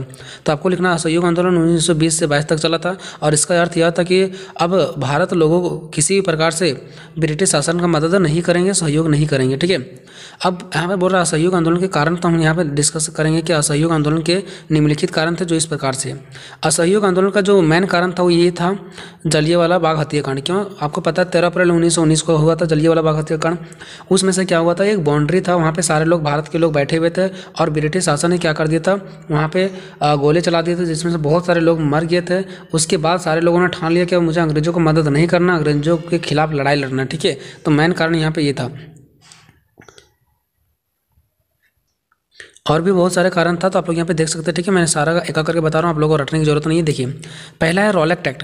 तो यहाँ पे हेडिंग, जब आप लोग एग्जाम में जाओगे और ये वाला क्वेश्चन आएगा तो आप लोग जब इसका आंसर लिखोगे तो पहला हेडिंग लिखोगे रॉलेट एक्ट और फिर इसके बारे में डिस्कशन करना है नीचे, ठीक है। ये नहीं समझना कि सिर्फ रॉलेट एक्ट लिख करके छोड़ देना है, नहीं। जैसे कि आप लोग यहाँ पे देख सकते हैं, मैंने लिखा था रॉलेट एक्ट काला कानून, और भी मैं जो अभी आपको बताने वाला हूँ वो सब कुछ लिखना है। फिर दूसरा में हेडिंग डालना जलियांवाला बाग हत्याकांड, और इसके नीचे जो मैं अभी इंपॉर्टेंट चीज़ें बताऊँगा उसको डालना। ये नहीं कि सिर्फ हेडिंग लिख के छोड़ दिया, ऐसा नहीं। पहले हेडिंग लिखना, उसके बाद नीचे आपको डिस्कशन करना, ठीक है। अगर हेडिंग छूट जाता तो कोई दिक्कत नहीं, लेकिन इसका जो हम डिस्कशन बताएंगे वो आपको जरूर करना है, ठीक है। तो पहला रॉलेट एक्ट। रॉलेट एक्ट है क्या? तो देखिए, रॉलेट एक्ट एक काला कानून था, यानी कि जो काला कानून बोलते हैं जो लोगों को फायदा नहीं पहुंचाता, ठीक है। तो रॉलेट एक्ट एक काला कानून था जो अंग्रेजों ने चलाया था, किसके प्रति? भारत के लोगों पर चलाया गया था। अच्छा, रॉलेट एक्ट क्या था? तो रॉलेट एक्ट काला कानून था जो अंग्रेजों द्वारा भारतवासियों पर चलाया गया था। रॉलेट एक्ट के तहत जो अंग्रेज के जितने भी सारे शासन थे, प्रशासन थे, जितने भी सारे लोग थे, उनको अंग्रेजों ने अधिकार दे दिया था अपने आदमियों को कि भारतीयों को बिना मुकदमा चलाए हुए उसे जेल में डाल दो। अगर मान लो किसी भी भारतीयों पर शक हुआ कि ये नहीं, ये गलत आदमी है, किनको, अंग्रेजों को, अगर अंग्रेजों को किसी भी भारतीय पर शक हुआ कि ये गलत आदमी है, तो उनका मुकदमा नहीं चलाया जाएगा कि ये भारत के लोग हैं, ये जो है वो क्या गलती किया, नहीं गलती किया। सो डायरेक्ट उनको अधिकार मिल गया था, किसको, अंग्रेजों के लोगों को, कि डायरेक्ट भारत के लोगों को जेल में डाल दो। तो भारतीयों को बहुत ज़्यादा गलत लगा कि यार ये कौन सा नियम है कि कुछ गलत भी ना करो और बिना कुछ पूछे वगैरह जेल में डाल दे। तो ये रॉलेट एक्ट उसी टाइम चला था, तो भारत के लोगों ने इसको विरोध किया और इन्हीं को विरोध किया और कहा कि अब हम लोग अंग्रेज को मदद नहीं करेंगे, यानी कि असहयोग करेंगे। ठीक है, तो ये था रॉलेट एक्ट। तो भारत के सारे लोगों ने क्या किया था, रॉलेट एक्ट को हटाने का ना बात कर रहा था कि इसे हटाओ, ऐसा कानून नहीं बनाया जाना चाहिए। और अंग्रेजों के प्रति लड़ाई भी लड़ा और अंग्रेजों को बोला गया, सारे भारत के लोग मिल गए और बोला कि अब हम लोग को अंग्रेजों को सहयोग नहीं करना है। दूसरा, जलियांवाला बाग हत्याकांड। आपको लिखना है कि जलियांवाला बाग हत्याकांड 13 अप्रैल 1919 को हुआ। 13 अप्रैल 1919 को हुआ था, जिसमें से भारत के लोग एक मीटिंग बैठ करके मीटिंग कर रहे थे, ठीक है, जलियांवाला बाग में।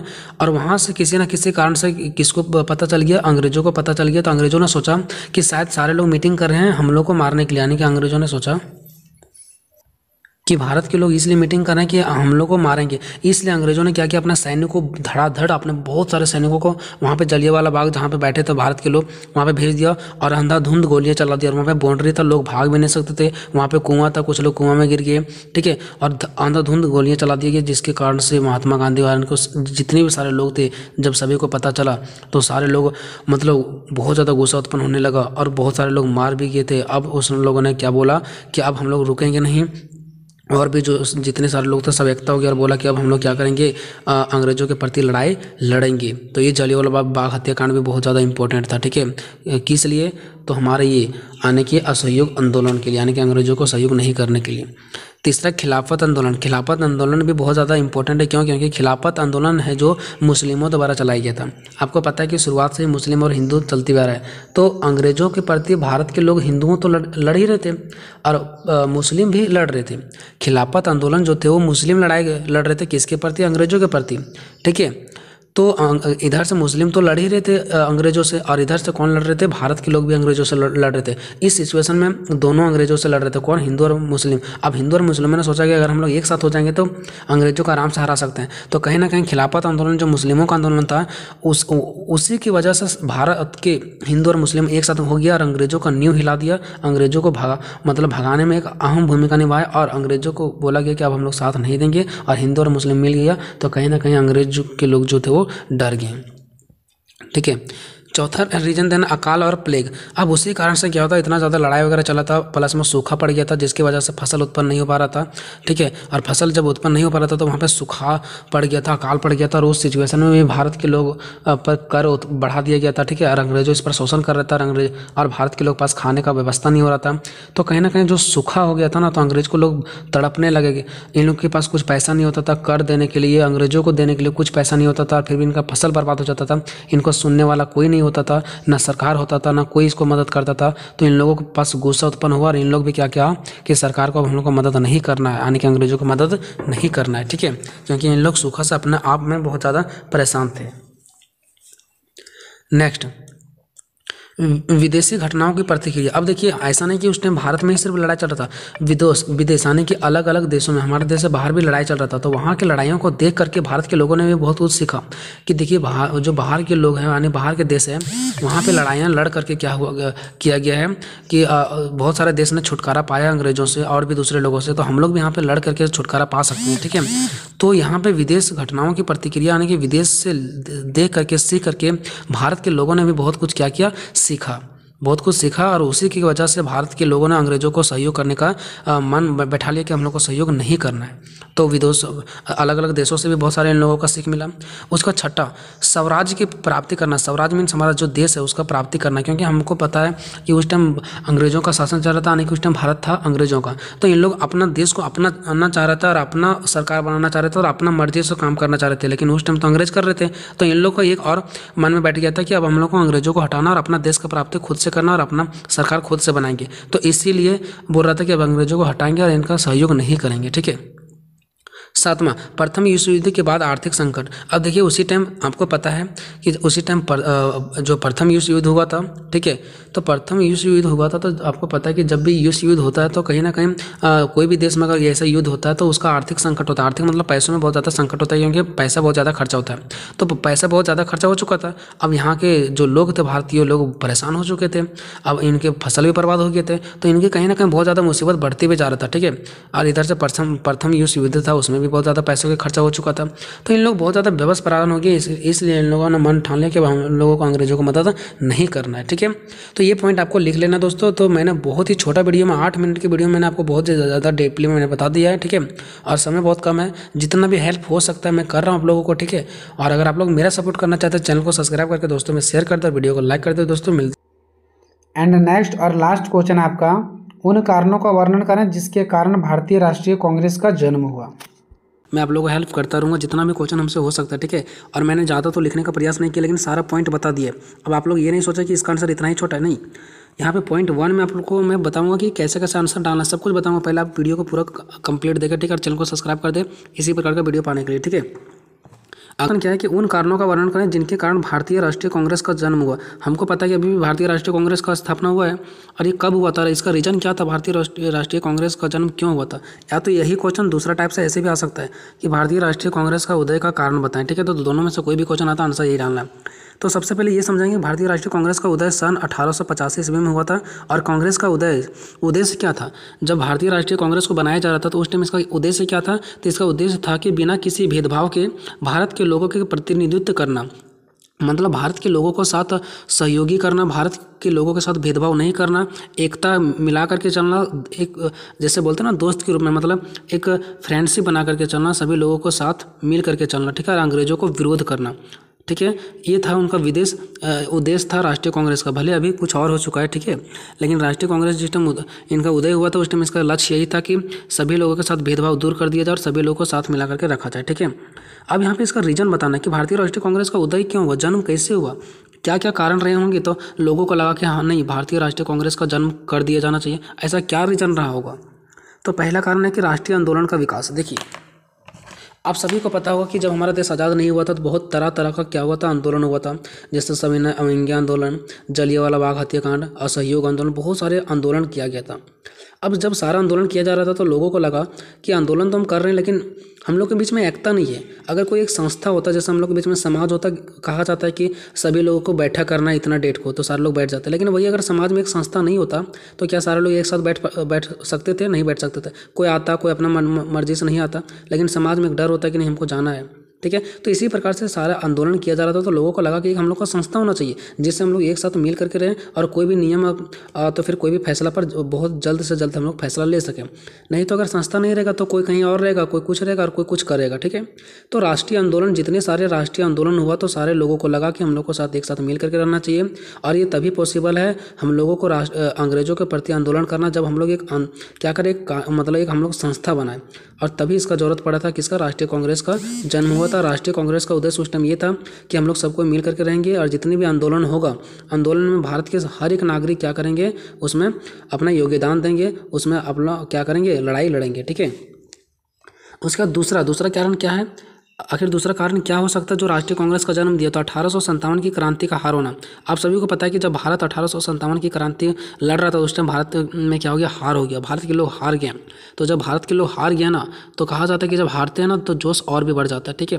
तो इन लोगों ने हार गया तो इन लोगों को लगा कि अब हम लोग नहीं छोड़ेंगे, ठीक है। और इन लोगों में जो एकता था, आने की प्रेम की भावना, आने की मिल जुट कर रहना, वो और भी बढ़ गया। सारे लोग मिलजुल कर रहने लगे, एकता होने लगे कि हम लोग लड़ाई हार गए हैं। तो कहीं ना कहीं सभी लोग अब एकता होने लगे और इन लोग और भी लड़ाई को तेज बढ़ाने का प्रयास किया और अब जीतने का प्रयास इन लोगों ने करने लगा। तो इन लोगों को लगा कि अब हम जीत तभी पाएंगे जब हम लोग एक साथ रहेंगे। तो कहीं ना कहीं 1857 की क्रांति जो हार गए, तो इन्हीं की वजह से भारतीय राष्ट्रीय कांग्रेस का उदय हुआ, ताकि भारतीय राष्ट्रीय कांग्रेस इन लोगों का मदद कर सके और इन लोग एक साथ रह सके और इन लोगों का जो भी नियम कानून फैसला होगा वो सभी का सटीक तरीका होगा और सारे लोग मिल करके फैसला लेंगे, ठीक है। तीसरा, राष्ट्रीय मंच की आवश्यकता होना। देखिए अब हम पता है कि जब मान लो कि कुछ भी किया जाएगा राष्ट्रीय में, आने देश में कुछ भी किया जाएगा तो एक राष्ट्रीय मंच की आवश्यकता जरूर होना चाहिए कि कहाँ पे क्या करना नहीं करना है बैठक के लिए, तो राष्ट्रीय मंच की आवश्यकता होता है, ठीक है। तो ये हमारा तीसरा पॉइंट था, राष्ट्रीय मंच की आवश्यकता होना, सेम है, ठीक है।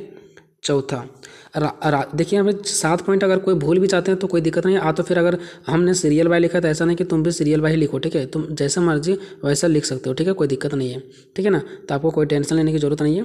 चौथा, राजनीतिक संगठनों की स्थापना होना। अब देखिए सभी लोगों को लगा कि हम लोगों को एक जगह नहीं, अब मान लो देश इतना बड़ा है तो हम लोग को एक जगह संगठन बनाने से काम नहीं चलेगा।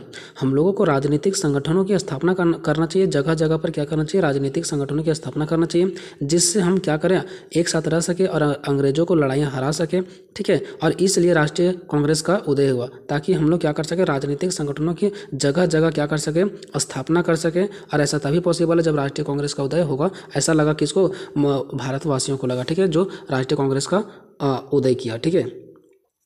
ब्रिटिश शासन का सहमति। अब देखिए इधर से भारत के जो लोग थे, यानी कि जो इनका उद्देश्य करवाए थे, राष्ट्रीय कांग्रेस का जन्म दिया था, इधर से तो भारत के लोग असहमत थे राष्ट्रीय कांग्रेस का उदय से। और उधर ब्रिटिश शासक जो थे, अंग्रेज जो, वो भी चाहते थे कि यहाँ कोई ना कोई एक संस्था बने। क्यों चाहते थे उन लोग तो इनका विरोधी थे। उन लोग इसलिए चाहते थे ताकि उन लोगों को सारा बात मिल सके, क्योंकि पता है जैसे राष्ट्रीय कांग्रेस है, हम लोग को मान लीजिए कोई राष्ट्रीय कांग्रेस का पार्टी है, तो क्या हम लोग का जब बैठक होता है कहीं कुछ भी, तो क्या राष्ट्रीय कांग्रेस के जितने भी सारे सहमति, जैसे मान लीजिए हम राष्ट्रीय कांग्रेस को चाहते हैं और जितने सारे लोग हैं सारे राष्ट्रीय कांग्रेस को चाहते हैं, तो क्या अंग्रेज सभी को वहाँ पर बुला पाएंगे? नहीं।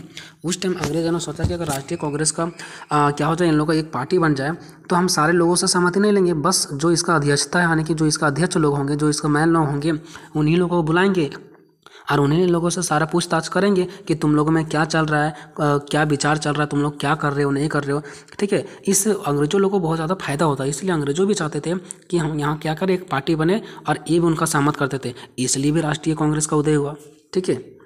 तो ये दोनों का फायदा के लिए था, अंग्रेजों के लिए भी और भारत के लोगों के लिए भी, ठीक है। अब भेदभाव से छुटकारा। अब भारत लोगों को लगा कि हम लोग भेदभाव से तभी छुटकारा पा सकते हैं जब एक हम पार्टी का निर्माण करेंगे और हम लोग एक साथ मिलकर रहेंगे, ठीक है। तो आपको हेडिंग लिखना और इसके नीचे एक्सप्लेन करते हुए जाना। ये नहीं कि जैसे मैंने 6 पॉइंट 7 पॉइंट लिखा वैसे आप लोग उतार दो, नहीं, इसके नीचे एक्सप्लेन भी करना, ठीक है। और उसके साथ में अपना शासन व्यवस्था होना। भारत लोगों को लगा कि हमारे जो यहाँ पे शासन व्यवस्था वो अंग्रेजों का है, तो हमारा शासन व्यवस्था कब होगा, जब हम लोग एक पार्टी का निर्माण करेंगे, फिर हम लोग अंग्रेजों को हटाएंगे, एक साथ मिलेंगे और हम लोग अपना एक शासन बनाएंगे, हम लोग एक अपना सरकार बनाएंगे, ठीक है। तो कहीं ना कहीं अपना सरकार बनाने के लिए, यानी कि अपना शासन व्यवस्था लागू करने के लिए भी यहाँ पे क्या किया गया, भारतीय राष्ट्रीय कांग्रेस का उदय हुआ, ठीक है। तो ये हमारा 7 पॉइंट था दोस्तों। जितना भी आप लोगों ने कुछ समझा, आप लोग एग्जाम में लिखना, बढ़िया तरीका से लिखना, ठीक है। जितना हो सकता था मैंने कम समय में आप लोगों को अपना लैंग्वेज में बताने का प्रयास किया। कोई ज़्यादा डेट वगैरह का मैं याद करने का आप लोगों को नहीं दिया, ठीक है, शॉर्टकट दिया, जितना हो सकता था मैं मदद किया। मिलते अगले। बाकी जो क्वेश्चन बच गए दोस्तों, जैसे कि यहाँ पे देख सकते हैं, चौथा क्वेश्चन हमारा बच गया, ठीक है, एक छठा बच गया, सातवां बच गया और नौवां बच गया। यानी कि लॉन्ग क्वेश्चन जो है वो हमारा 1, 2, 3 और 4 बच गया, ठीक है। बाकी जो शॉर्ट्स क्वेश्चन है, ठीक है, उनमें से हमारा पहला, दूसरा, तीसरा और चौथा, ये भी हमारा शॉर्ट टाइप्स का क्वेश्चन है, ठीक है। तो 4 शॉर्ट टाइप्स का क्वेश्चन और 4 जो हमारा लॉन्ग टाइप्स का क्वेश्चन है। इसको मैं पार्ट 2 में देखता हूँ दोस्तों, का टाइम मिलता तो मैं करवा दूंगा, ठीक है।